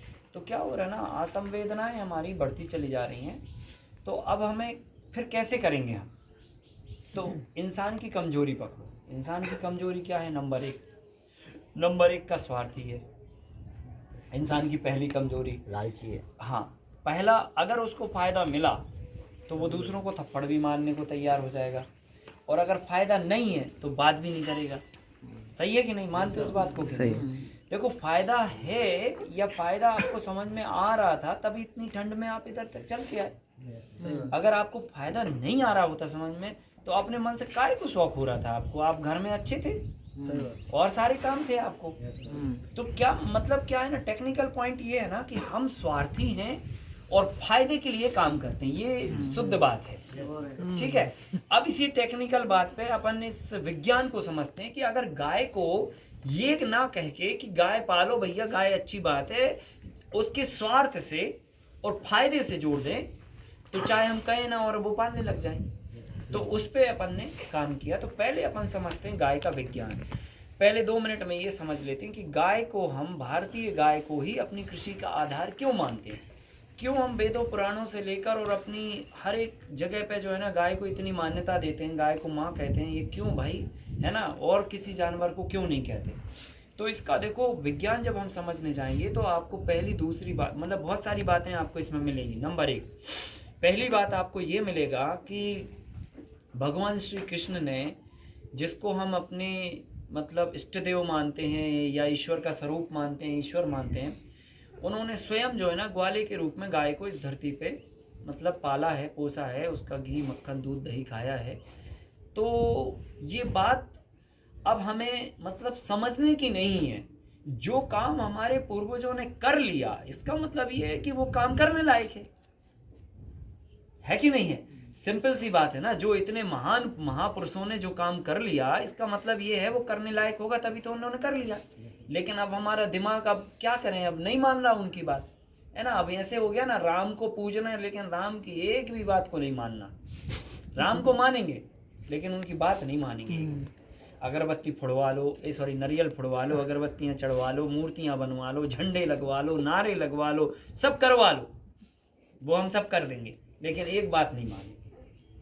घर में जाके भाई भाई में झगड़ा करेंगे, समझ रहे ना, एक बात नहीं मानेंगे। तो ऐसे हमारी व्यवस्था बन चुकी है, और इस व्यवस्था से हटने के लिए हमें विज्ञान को समझना। तो पहले नंबर तो एक बात यह है कि आप पूर्वजों पर भरोसा करो, है कि नहीं है। आज जैसे मान के चलो, आज जो बात हम आपको बता रहे हैं तो वो अपने 15 साल के अनुभव के आधार पे ही बता रहे हैं ना भाई।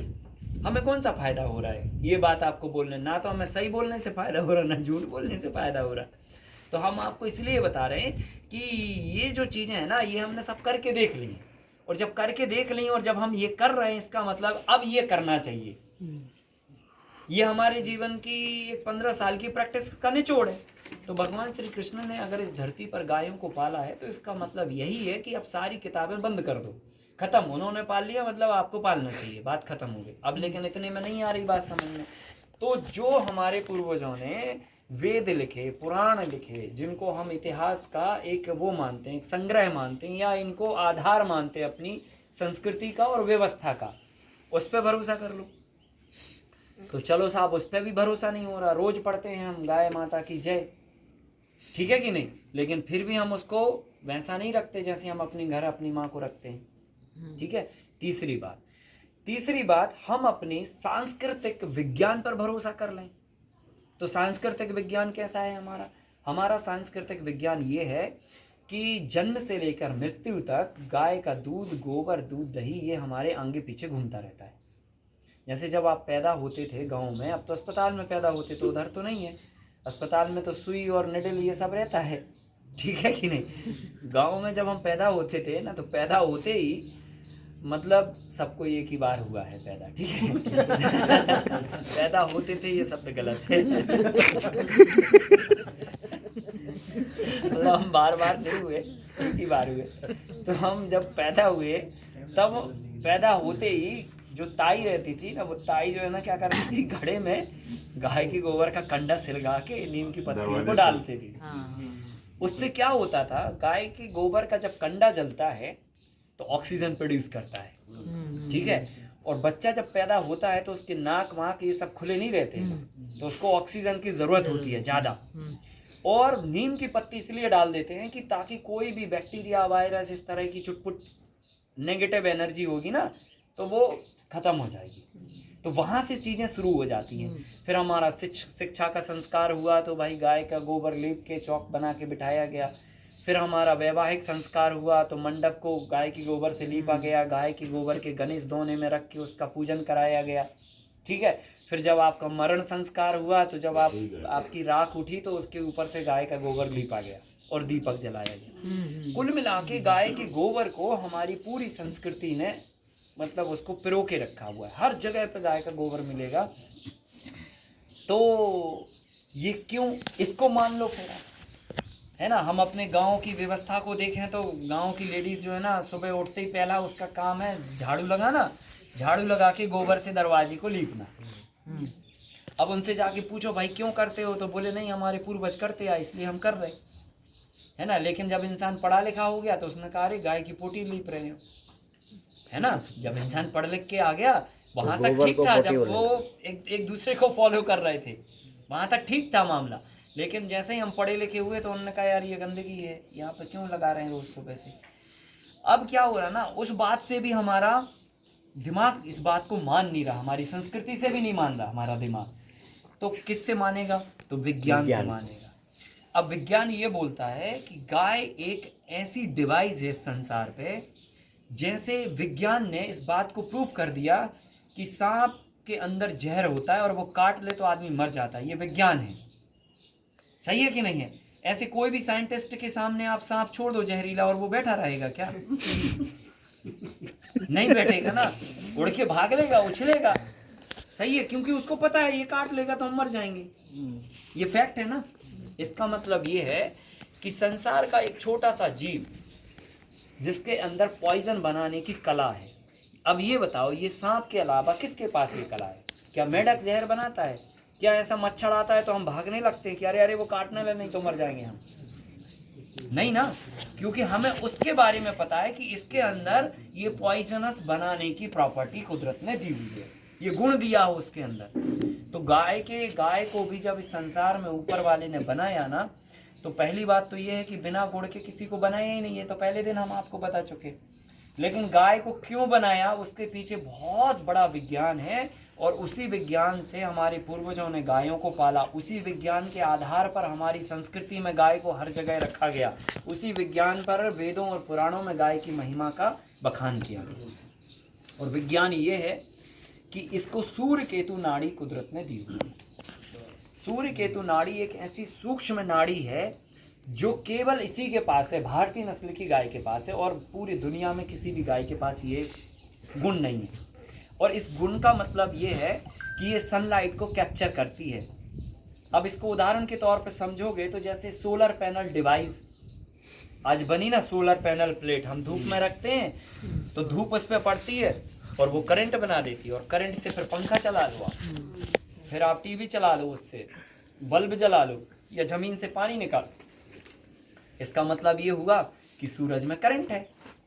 इसका मतलब तो यही हुआ ना कि सूरज में करंट है। अब करंट को बदलने के लिए एक डिवाइस की जरूरत है। तो आज हमने वो डिवाइस बना ली तो हमने भरोसा कर लिया कि सूरज में करंट है। जब तक डिवाइस नहीं बनी थी तब तक कोई ने नहीं माना। तब तक वेदों पुराणों में लिखा रहा सब जगह कि सूरज जो है ना एनर्जी का एकमात्र स्रोत है। सुन लिया, बस खत्म, माना नहीं किसी ने। जब माना, जब सोलर पैनल प्लेट बनी, अरे वाह यार ये तो सोलर एनर्जी मतलब एनर्जी प्रोड्यूस करता है, ये तो बल्ब जला सकता है। तो विज्ञान को दुनिया मानती है, तो मैं कहता हूँ अब विज्ञान को ही मान लो आप। और विज्ञान ये है कि जो सोलर पैनल डिवाइस आज आपने बनाई, ये डिवाइस ऑलरेडी ऊपर वाला गाय के अंदर जब धरती की रचना की तभी बना चुका था। और इस डिवाइस का रोल ये है कि ये सनलाइट को एब्जॉर्ब करती है। अगर वो गाय छाया में भी बैठी है तो सूरज की एनर्जी को वो कलेक्ट कर लेती है। अब दूसरा इसका साइंटिफिक फैक्ट ये है कि गाय का ऑरा इस संसार में सभी जीवों से ज़्यादा ऑरा है। ऑरा का मतलब होता है एनर्जी रिफ्लेक्शंस का। तो एनर्जी रिफ्लेक्शंस का ऑरा आप मशीन से नाप सकते हो, आप अपना नाप लो और उसका नाप लो, आपको समझ में आ जाएगा। साइंटिफिक हो गया, ठीक है कि नहीं। इसी विज्ञान को ब्राज़ील के लोगों ने हमारी भारतीय गाय ले जाकर इस पर अध्ययन किया और एक रिपोर्ट जारी की। उन्होंने कहा कि दुनिया में अपंग बच्चों की और मंद बुद्धि बच्चों की पैदा होने की तादाद लगातार बढ़ती चली जा रही है। और इसका खान पान मुख्य कारण है। जो हम खाना पेट में डाल रहे हैं उसी से हमारा बीज तैयार होता है, और जब वो खान पान में ही मिलावट है तो बीज में भी परिवर्तन आ गया। और बीज में परिवर्तन आने के कारण जो नई जनरेशन आ रही है उसमें फॉल्ट पैदा हो रहा है, फॉल्ट आ रहे हैं उसमें, मतलब समझ रहे ना कुछ डिसऑर्डर्स आ रहे हैं। अब उन्होंने क्या किया, इस सांस्कृतिक व्यवस्था का अध्ययन करते हुए उन्होंने साइंटिफिक प्रूफ बनाया। उन्होंने ऐसी 1000 महिलाओं पे गाय के गोबर को पे लगा के लेप किया जो गर्भवती थी, और उनके बच्चों का स्टेटस उन्होंने चेक किया तो सबकी सब डिलीवरियां नॉर्मल हुई। ये रिपोर्ट है, ऑलरेडी आपको ऑनलाइन में पढ़ने को मिल जाएगी। ब्राज़ील वालों ने ये रिसर्च किया। 1000 महिलाओं पे गाय का गोबर 9 महीने तक उन्होंने लेप किया और इससे उन्होंने ये प्रूव किया कि रेडिएशन रोकने के लिए गाय का गोबर ही इस दुनिया के लिए सर्वोत्तम है, जो एंटी रेडिएशन हो सकता है। अब इस बात को आप कनेक्ट कर लो अपनी संस्कृति से। तो हमारी संस्कृति ये कहती है हम घर के दरवाजे पर गाय का गोबर रोज लीपा करते थे। इसका मतलब ये है कि हम रोज एंटी रेडिएशन चिप दरवाजे पर डाल दिया करते थे कि कोई भी गलत एनर्जी हमारे घर के अंदर प्रवेश न करे। लेकिन अब वो समझ में नहीं आई हमें बात, और जब वो प्रूफ हो गई तो अब हमें समझने की जरूरत है और हमें समझना पड़ेगा, मजबूरी में समझना पड़ेगा।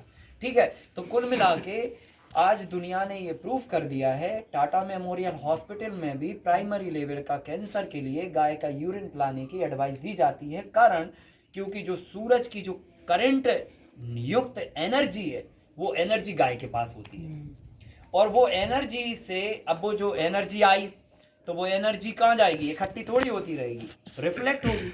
तो वो दूध के माध्यम से आ जाती है, गोबर के माध्यम में आ जाती है और यूरिन में आ जाती है। तो यूरिन में जब आती है तो कैंसर के भी बैक्टीरिया को खत्म करने की उसके अंदर पावर आ जाती है। समझ रहे ना?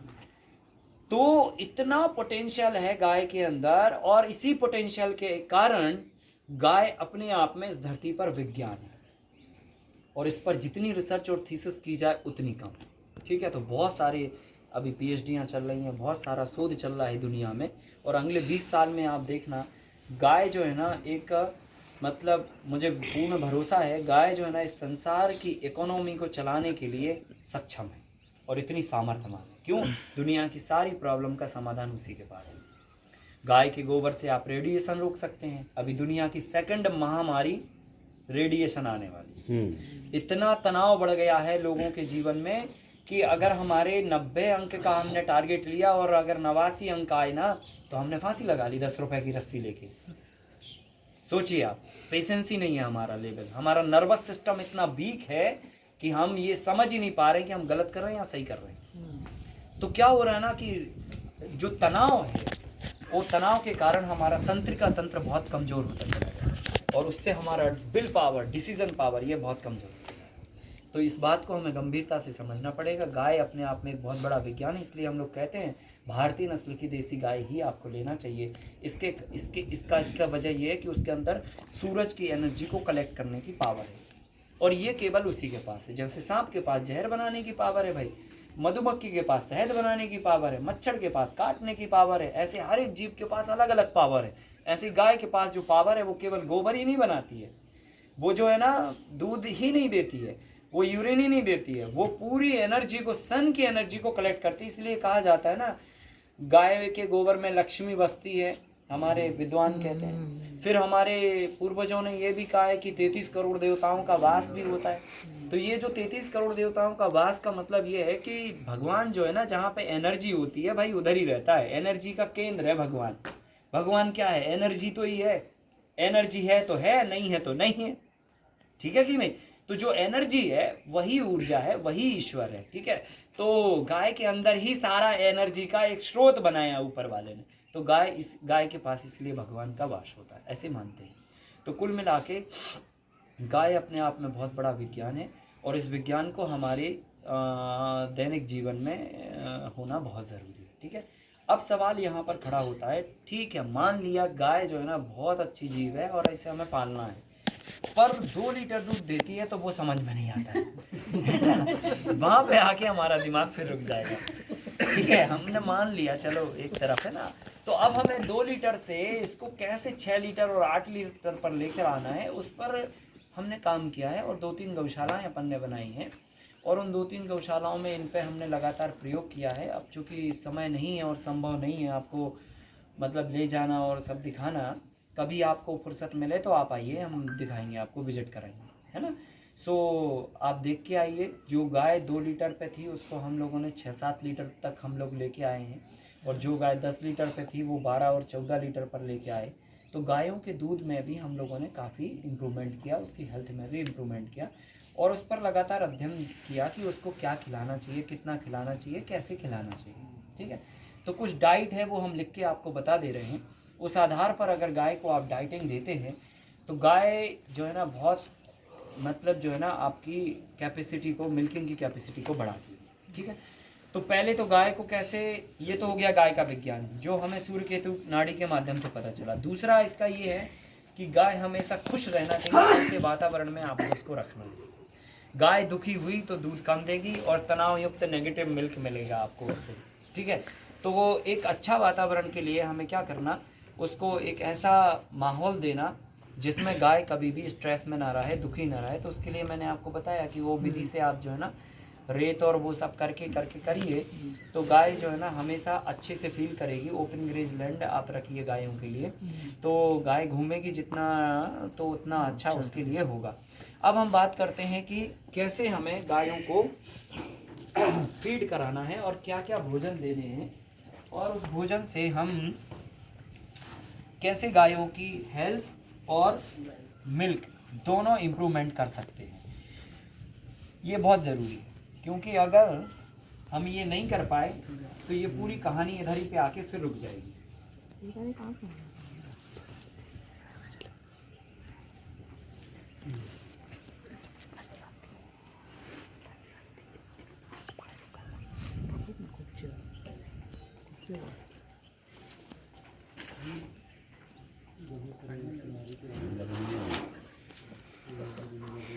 पहले नंबर हमें क्या करना है, 5 अनाजों का पाउडर बनाना है खुद से।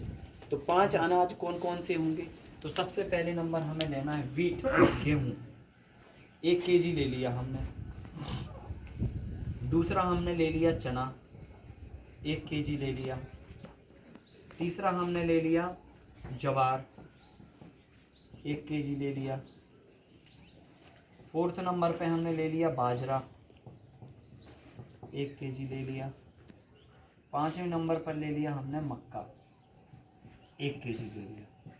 इन सबको 1-1 केजी की क्वांटिटी में लीजिए, सबको मिक्सचर कर दीजिए और इस मिक्सचर को 250 ग्राम सुबह और इतना ही शाम को देना है, दलिया बना के, ठीक है ना। ये गाय का पहला फॉडर हुआ। ये क्या करोगे आप, जो भी आपने फॉडर मिलाया, जैसे मान के चलो आप एक सामान्य हेल्थ की गाय है तो उसको हम 5 किलो भूसा दे रहे हैं इसमें, है ना। तो ये भूसे के अंदर ही आपको ये चीज मिलानी है ना। भूसे के अंदर ही वो चीज आपको मिक्स करके आपको देना है, पका के देना, पका के कच्चा बोले तो ग्रास, हाँ ग्रास मतलब fodder sorry, dry fodder. Basically जैसे मक्के का हो गया, ज्वार का हो गया, बाजरे का हो गया, गेहूं का हो गया, जो भी मतलब वेस्ट का फॉडर है वो फॉडर में आपको ये मिलाना है, ठीक है। तो ये हो गया एक। तो हस्क का करते हैं, हाँ वो भी हो सकता है, वो भी हो सकता है। जो भी आप फॉडर खिलाते हैं ना उस फॉडर में ये चीज मिलानी है। गाय क्या कौन से फॉडर खाती है वो तो उनको पता वो नहीं। वीट का भी खाती है, मेज का भी खाती है, बाजरे का भी खाती है, जो आपके इधर अवेलेबल हो उसके ऊपर पैडी का भी खाती है। अगर हमने कुछ ये सब उगाया ही नहीं है, हम फ्रूट ही कर रहे हैं, तो फिर ये कहाँ से लाएंगे। फिर हम ग्रास उगा सकते हैं अपने फार्म पे, वही वो जिंजोला और हाँ जिजुआ उगाइए, हीरावानी उगाइए, बहुत सारी घासें हैं जो गायों को खाने के लिए इस्तेमाल में की जा सकती हैं, वो उगाएंगे हम, ठीक है। तो ये हो गया। अब इसके बाद हम 5 किलो भूसा में मिलाना सर, 5 किलो भूसा नहीं डिपेंड करता है गाय का वेट कैसे है ना, उसके हिसाब से खाना देते हैं। गाय कितना खाना खा रही है ना, उस खाने में अपन को ये चीजें मिलानी है। अब गाय 2.5 किलो खा रही है तो 2.5 किलो में ये मिलाइए, और कोई गाय जो है ना 10 किलो खा रही है तो 10 किलो में ये मिलाइए। तो वो तो उसकी आपको पता ही होगा कि ये कितना खाती है ना, उसका वेट के हिसाब से वेट डिपेंड के करता है। हिसाब तो से। ये तो स्टैंडर्ड रहेगा, वो वेट के हिसाब से नहीं है। नहीं ये स्टैंडर्ड रहेगा, है ना। हाँ अब दूसरा इसमें क्या करना है आपको, इसमें आपको मिलाना है चूना। चूना मतलब लाइन। तो एक गाय को डेली 25 ग्राम चूना जाना चाहिए। 25 ग्राम सुबह में और 25 ग्राम इवनिंग में। तो इसको क्या करोगे,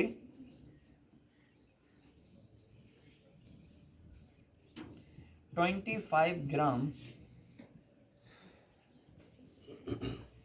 मॉर्निंग और इवनिंग।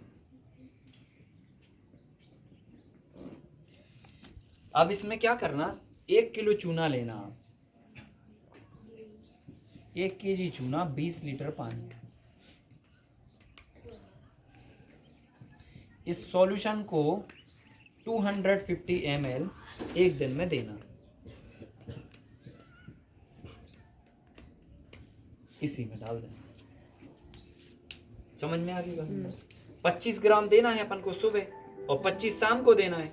तो आप सीधा 1 किलो चूना ले लो और 20 लीटर पानी में घड़े में इसको घोल दो, है ना, ड्रम में, और उस पानी में 1 गिलास डाल दो 250 ml का।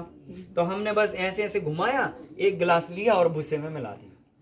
तो आपको डेली बेसिस पे वेट नहीं करना पड़ेगा, नहीं तो वो झमेले का काम हो जाएगा। कहाँ आप 25 ग्राम तोलोगे है कि नहीं?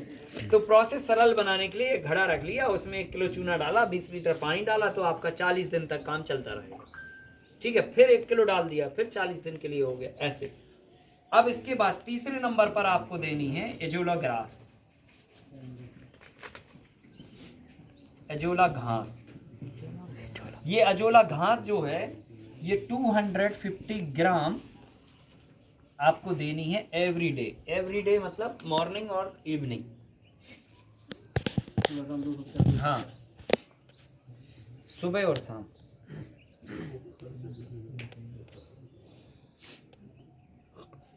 क्या खासियत है सर? ये प्रोटीन रिच होती है, बहुत इसके अंदर प्रोटीन होता है, और यूरिया नाइट्रोजन की कमी को भी पूरा करती है ये।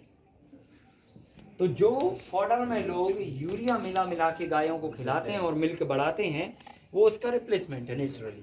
ठीक है। नंबर 2, इसके अंदर प्रोटीन भी बहुत ज़्यादा होता है, तो मिल्क गाढ़ा आता है। फैट बढ़ जाएगा। हाँ, दूध जो है ना, गाढ़ा दूध देगी, फैट बढ़ जाएगा आपका। ठीक है। तो ये हो गया एजोला ग्रास देना है। 250 ग्राम सुबह दीजिए, 250 ग्राम शाम को उसी पाउडर में आप मिला दीजिए। अब इसके बाद आपको क्या करना है, जैगरी देना, गुड़, चौथे नंबर पर गुड़। और ये गुड़ गर्मी को छोड़कर ठंडी और बरसात में आपको देना है। तो आप 250 ग्राम गुड़ दे दीजिए। जो गाय मिल्किंग पे है, जो नॉन मिल्किंग पे है, उसको आप 50 से 100 ग्राम भी दे सकते हो। ये भी आपको सुबह में भी देना है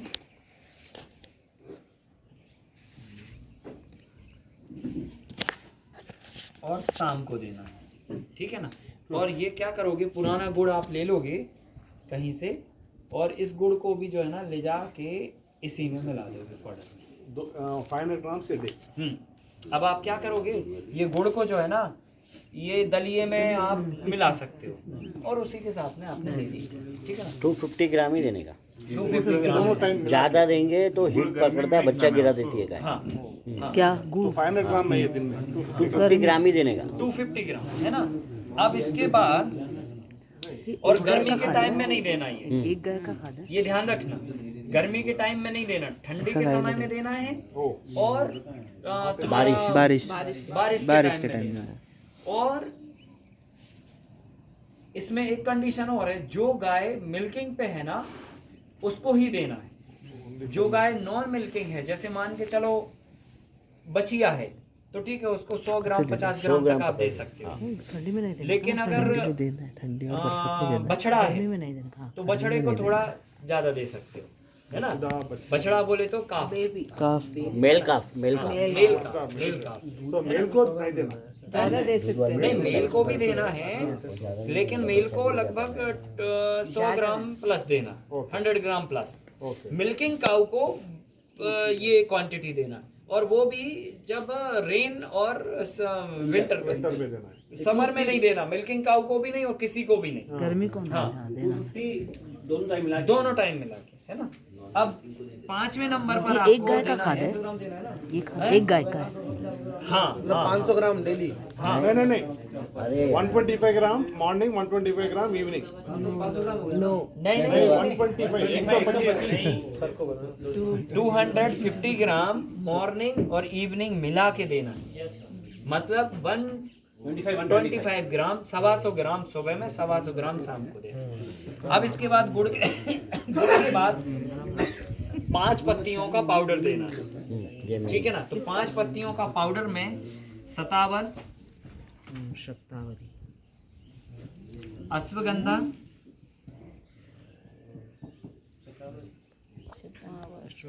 मूसली,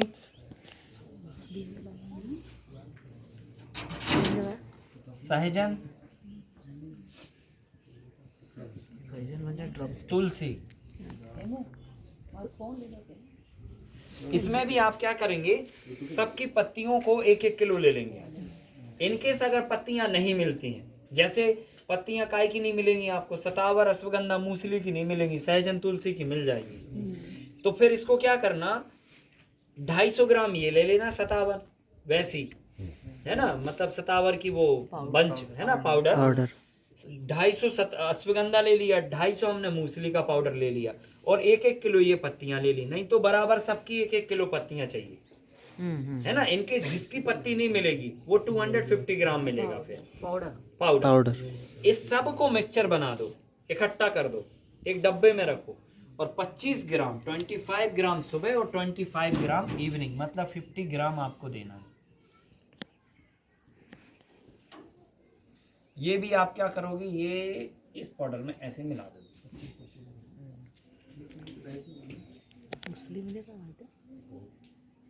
50 ग्राम सुबह, 50 ग्राम शाम को। 25 ग्राम टोटल 50 ग्राम सुबह शाम मिला दो, 25 ग्राम मॉर्निंग एंड 25 ग्राम इवनिंग, दोनों टाइम मिला के 50 ग्राम देना। मूसली क्या रहता है? मूसली सफेद मूसली आती है, सफेद मूसली। हाँ, सफेद मूसली इतना होता है।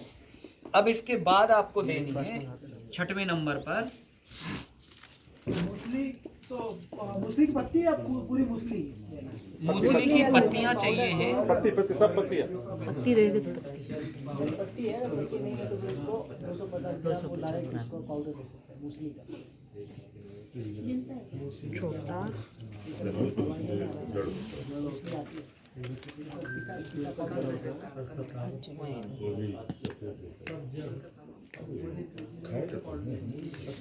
10 ग्राम अजवाइन और 20 ग्राम मेथी, इन दोनों को मिला के पूरे दिन में देना है आपको। मतलब 5 ग्राम अजवाइन एक टाइम में और 10 ग्राम मेथी एक टाइम में, या फिर इन दोनों को मिला दो, तो ये दोनों की क्वांटिटी एक दिन में देनी है, आधी आधी।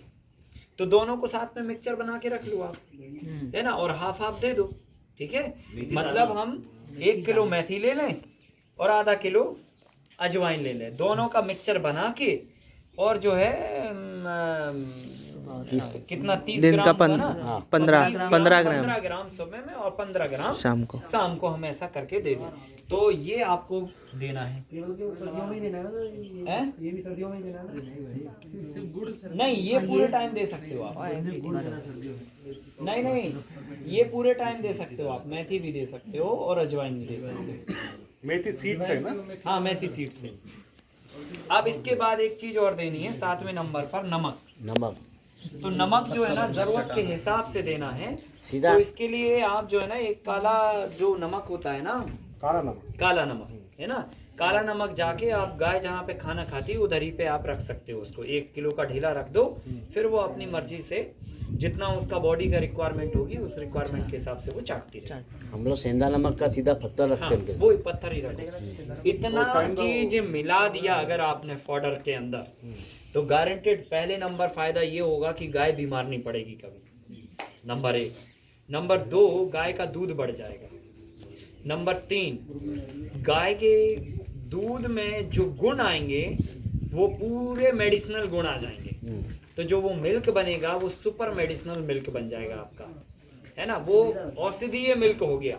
तो आप इस दूध का भी अलग से अपना जो है ना वो मार्केटिंग कर सकते हैं, क्योंकि इस मिल्क के अंदर जो प्रॉपर्टीज आई हैं वो सारी प्रॉपर्टीज औषधीय गुण हैं। तो ये औषधीय गुण होने के कारण इसके अंदर जो मिल्क है वो मतलब बहुत ही एक अलग तरीके का दूध बन गया ये। तो इस तरह से हम जो है ना, अच्छा अब ये जो दूध बन गया वो तो अलग बात है, इससे जो यूरिन आएगा उसके अंदर भी बहुत सारी मेडिसिनल प्रॉपर्टीज आएंगी। और फिर जब इससे गोबर आएगा तो गोबर के अंदर भी ये सब आएगा। और जब ये कंपोस्ट होके मिट्टी के अंदर जाएगा तो बैक्टीरिया को भी ये सब खाने मिलेगा, शतावर, अश्वगंधा, मूसली, सहजन, तुलसी। तो वो भी बेचारे बहुत खुश हो जाएंगे कि आज तक जिंदगी में गोबर ही नहीं मिल रहा था ढंग से, अब तो गोबर के साथ मूसली भी मिल रही है ना। तो बैक्टीरिया जो है ना बहुत तेजी से काम करेंगे, ताकत से काम करेंगे और अच्छा काम होगा, एक हैप्पी इन्वायरमेंट क्रिएट होगा। तो बेसिकली एक तीर से कई निशाने हम लगा रहे हैं, मिल्क की क्वांटिटी और क्वालिटी को भी इम्प्रूव कर रहे हैं, गाय की हेल्थ को भी हम इम्प्रूव कर रहे हैं, और उधर मिट्टी के स्वास्थ्य को भी हम इम्प्रूव कर रहे हैं। तीनों काम एक साथ में हो जाएंगे, तो ये काम आप जरूर करें। तो सर ये हरा चारा भी तो खिलाते हैं, तो भूसा हाँ, हरा चारा sorry, मिलाने के अलावा ही एकदम इसमें हरा चारा नहीं हमने ऐड किया, तो लगभग ये समझ लो कि 10 किलो के आसपास एक गाय को आप डेली हरा चारा आपको देना चाहिए, है ना। तो हरे चारे में जिजुआ ग्रास सबसे बेस्ट होती है, फिर हीरामनी बेस्ट ग्रास होती है। आप वो घास जो है ना गायों को खिलाइए। वो घास सर जो हम लोग को तो नहीं होता, लेकिन यहाँ मैंने सालों भर होता है क्या? हाँ होता है, साल भर होता है वो तो। सालों भर होता है। हाँ कटिंग करते रहिए। जिजुआ ग्रास तो एक बार लगा दिया तो आप 15 साल तक चला सकते हो उसे। हीरामनी, हाँ हीरामनी घास होती है, गन्ने की माफिक होती है, वो भी एक बार लग गया तो 10 साल तक चलती है। हीरामनी, जिंजुआ, जिंजुआ सबसे बेस्ट है, वो बहुत बारीक होती है और गाय बहुत चाव से खाती है उसे। मैं बताता हूँ आकाश जी, अभी जैसे ये शतावरी, अश्वगंधा, मूसली, ये हमारे लेयर फार्मिंग में हम इसको कैसे, ये जमीन के नीचे वाली है ना, ये कैसी है फसल? अश्वगंधा, मूसली, ये और शतावरी, ये दोनों, और अश्वगंधा, सफेद मूसली और शतावरी, ये तीनों जो है ना नीचे वाली ग्राउंड क्रॉप में उगेंगी। सहजन ऊपर में जाएगा, और तुलसी जो है ना ये जमीन के सरफेस के ऊपर होगा। तुलसी तो लगा, अभी ये शतावरी, अश्वगंधा, मूसली, ये हम मतलब अभी जैसे हम हल्दी और अदरक की जगह पे ये लगा सकते हैं। इसका ये कितना पीरियड कितना रहता है? साल, 1 साल का रहता है? देखो शतावरी जो है ना ले जाती है लगभग 2 साल। अच्छा। अश्वगंधा लगभग 1 साल, सफेद मूसली 9 महीने। तो मतलब हम ये तीनों इसमें कर सकते हैं आराम से तो एक बार लगाए तो 2 साल 3 साल ये क्रॉप रहता है? नहीं, एक ही बार। अभी एक बार डाले तो 2 साल के बाद क्रॉप आएगा? नहीं, शतावर का, वो शतावर का 2 साल का बाद, 1 साल अश्वगंधा का साल भर में आ जाता है, और मूसली का 9 महीने में आ जाता है, और तुलसी का तो 6 महीने में आ जाता है, और सहजन का 6 महीने में आता है। और आकाश जी मतलब इसका काफी कंट्रोवर्सी चल रहा है कि गाय का दूध अपने ह्यूमन बींग को नहीं पीना, तो उस पे क्या है कॉन्सेप्ट? अब इस पे भी जब रिसर्च होगी ना तभी मानेंगे ये दिमाग में। किसने बोला? मैंने कम से कम 25 वेगन लोग को दूध पिलाया। सहज सब समझाना पड़ेगा। आजकल कॉन्सेप्ट चल रहा है सहज फार्मिंग, सहज में भी, और क्या बोलते हैं वेगन, उसमें क्या बोल रहे हैं, गौ का मिल्क बिल्कुल नहीं पीना है, ओनली फॉर कल्टीवेशन के लिए कर सकते हैं, बाई प्रोडक्ट्स भी नहीं करना नहीं गलत। इवन ये कहते ना फ्लोविंग, वो भी नहीं करना बोलते आजकल, और एक कॉन्सेप्ट चल रहा है। वो तो सब ऐसा नहीं, दूध प्रचार प्लॉटिंग तो कर देखो समझ में आता है कि जो है ना है भी करने की जरूरत नहीं है, पर प्लाउंड करना पड़ेगा आपको, हाँ टिलेस करना पड़ेगा। देखो हमें क्या है ना, देखो मैं एक बात बताऊं, कुदरत के विज्ञान पर वापस हमें लौटना है, ये हमारा ध्येय है, ये हमारा अंतिम लक्ष्य है। लेकिन अभी वर्तमान की परिस्थितियाँ क्या कह रही हैं, उन परिस्थितियों पे तो हमें चलना है ना भाई। हमें वहाँ पहाड़ पे जाना है, लेकिन इधर कीचड़ भरा हुआ है, तो पहाड़ पे तो कीचड़ से होके ही जाना है ना। तो अभी हमें यहाँ से होके जाना है और वहाँ पहुँचना है, ऐसा है ये।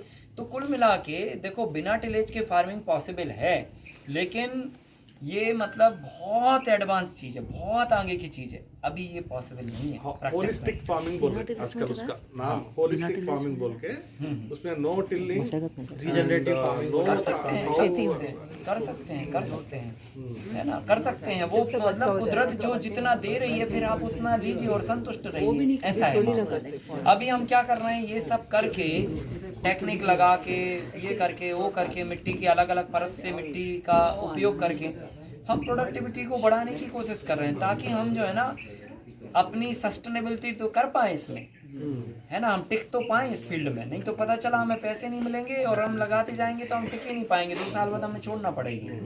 तो ऐसा करके बाकी ये मिथ्या है। लोग ये कोई और एक स्टेटमेंट आया था अभी हमारे सामने 1 हफ्ते पहले, बोले गाय का दूध जो है ना नॉन वेज है बोले करके, तो ये नहीं पीना चाहिए। ऐसे हमारे पास भी आया था एक स्टेटमेंट, और ये बहुत रॉन्ग है। और इसलिए रॉन्ग है, देखो एक तो वैज्ञानिक तथ्य पर रॉन्ग है, ठीक है, नंबर 2 साइंटिफिक तथ्यों पर भी रॉन्ग है, नंबर 2 आध्यात्मिक तथ्य पर भी रॉन्ग है, और नंबर 3 कॉमन सेंस के लेवल पर भी रॉन्ग है। तीनों लेवलों पर रॉन्ग है। अब इसको हम नॉन वेज मान रहे हैं इसलिए क्योंकि गाय ने वो दूध दिया, गाय की बॉडी से बना। तो आप ये बताओ कौन सी ऐसी चीज है जो किसी की बॉडी से नहीं बनती? प्लांट का भी बॉडी है। कॉमन सेंस की बात कर रहे हैं अभी हम कॉमन सेंस के लेवल पे उसको प्रूव करने की कोशिश कर रहे हैं। कौन सी ऐसी बॉडी है जो कोई प्रोड्यूस ना बनाती हो? हमारी बॉडी भी बनाती है, सबकी बॉडी बनाती है, ठीक है, प्रोड्यूस बना रही है, ठीक है। ये प्लांट भी जो है ना अपनी बॉडी से अपना सार तत्व निकाल रहा है फल के रूप में, ठीक है। तो अब वो इससे ही निकला ना। अब आप प्लांट्स को क्या मानते हो? हमने पहले दिन आपको बोला कुदरत जो है ना, कुदरत का जो डेफिनेशन है, पूरा इस संसार का डेफिनेशन लिविंग ऑर्गेनिज्म है। हम सब जो है ना जिंदा प्राणी हैं। जो सृजन कर रहा है वो जिंदा प्राणी है, जो जी रहा है इस संसार में। तो प्लांट भी जी रहा है, इसका मतलब इसको भी भोजन पानी हवा चाहिए, वही सूत्र लागू हो रहे हैं। तो ये अपनी बॉडी से सार तत्व फल के रूप में बना रहा है, तो इसका मतलब ये हुआ ये इसका फल भी नॉन वेज होगा फिर, सब कुछ ही non veg. Common sense, correct ना। अब आ जाते हैं हम आध्यात्म लेवल पे। तो अध्यात्म लेवल पे तो कहानी यहीं खत्म हो जाती शुरू होने से पहले कि हमारे देश में जो महापुरुष जिनको हम सब कुछ मानते हैं, गीता पढ़ते हैं, दिन रात रट्टा मारते हैं, है ना, इतने फूल चढ़ाते हैं, इतनी अगरबत्तियां फूंकते हैं, इतने नारियल फोड़ते हैं, और उनके जीवन का एक चरित्र भी हमें नहीं आ रहा समझ में।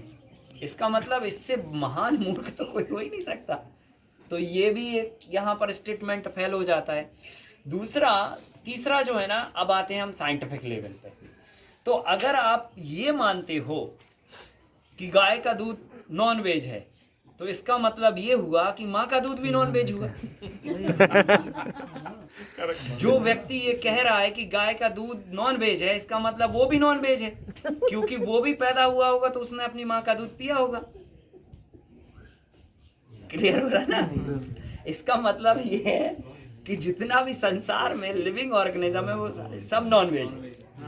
आकाश जी, अभी ये फॉर्डर का प्लान दिए ना, इसका कॉस्टिंग कैसा रहता है? किसका? फॉर्डर का प्लानिंग दिए गाय के लिए। हाँ, मैं अपनी बात पूरी करती हूँ। तो मेरा ये कहना है इस स्टेटमेंट पे कि किसी भी बॉडी का सार तत्व नॉन वेज नहीं होता है, वो फल होता है। बात समझ रहे ना? किसी भी बॉडी का, बॉडी मतलब प्लांट्स की भी बॉडी हो सकती है, ह्यूमन की भी बॉडी हो सकती है, और एनिमल की भी बॉडी हो सकती है। उसका सार तत्व, उसका प्रोडक्टिविटी होता है वो, और वो मतलब बॉडी से वो छूट गया, वो उसका यूज किया जाए या उसको नॉन वेज बोला जाए या कुछ भी बोला जाए, उससे कोई फर्क नहीं पड़ता, वो उसका सार तत्व है। नॉन वेज का मतलब ये हुआ कि आप लिविंग बॉडी पार्ट्स को आप यूज करें, वो नॉन वेज हो सकता है ना, कि लिविंग बॉडी पार्ट्स को आप यूज कर रहे हैं, बट उसकी बॉडी के सार तत्व को यूज कर रहे हैं, उसको नॉन वेज। आप प्लांट्स की डाली काट दोगे और डाली को खाओगे तो वो नॉन वेज माना जाएगा, लेकिन अगर इसके फल को खाओगे तो वो प्रकृति की व्यवस्था के अनुरूप है, विरोध में नहीं है, अनुकूल है वो, ठीक है, तो उसको नॉन वेज नहीं मान सकते। ये कॉमन सेंस भी और साइंस भी, ठीक है, इसमें कोई तकलीफ का बात नहीं है। और अगर ये कोई व्यक्ति ये कहे कि भाई गाय का दूध नॉन वेज है और फल वेज है, इसका मतलब ये है कि वो बचपन से ही जो नॉन वेज खा के पी के माँ का दूध पी के बड़ा हुआ है। तो नॉन वेज खा के बड़ा हुआ है वो, है ना, जो अपने आप को वेज कहता है। नॉन वेज कोई शब्द ही नहीं है, बराबर। क्या शब्द वेजिटेबल शब्द है, बराबर। उसको हम लोगों ने एक नया शब्द नॉन मिला करके उसको डिफाइन कर रहे हैं, क्योंकि संसार में जो सारे जीव है वो जीवों को नहीं खाते, सही है, वो सब एक दूसरे का पालन करते हैं। सही है, सही है। तो देखो सार तत्व समझिए आप, है ना, किसी भी प्लांट्स का या किसी भी लिविंग बॉडी का सार तत्व नॉन वेज नहीं हो सकता है, ठीक है ना, ये एक पूर्ण सिद्धांत है। ठीक है? आकाश जी, और इसके ये बीज मिल जाएंगे शतावर अश्वगंधा, इसके कुछ जड़ वगैरह मतलब खेत में शायद लगाने के? सतावर के बीज मिल जाएंगे, और सतावर के बीज हैं अपने पास, सहजन के बीज हैं, तुलसी के भी बीज हैं, मूसली और इसका बीज नहीं है अभी, अश्वगंधा का, है ना। मूसली शायद ड्राई में मिल जाएगी, अश्वगंधा भी ड्राई में मिल जाएगा। हाँ, ये गाय को सतावर और अश्वगंधा की पत्ती खिलाना क्या सभी? पत्ती पत्ती सबकी पत्तियों का पाउडर, जिसकी पत्ती ना मिले उसको 250 ग्राम लेके वो खिला। अरे ये तो सबके लिए अच्छा है, खेत में लगाएंगे भी तो ह्यूमन बॉडी के लिए भी अच्छा। चलिए अब आप लोग जो है ना एक ग्रुप फोटो की तैयारी कर लो, इधर ही पे हम लोग ग्रास फोटो बोला ना, लेते हिरकमणी हैं, ग्रास, यहीं पे उसका आपका बीज है सर्टिफिकेशन कर सब देते मैं हैं आपको फटाफट। सब बीज घेतली आहे ना, बीज आपण जाऊ ना त्यांच्याकडे मैं बताएगा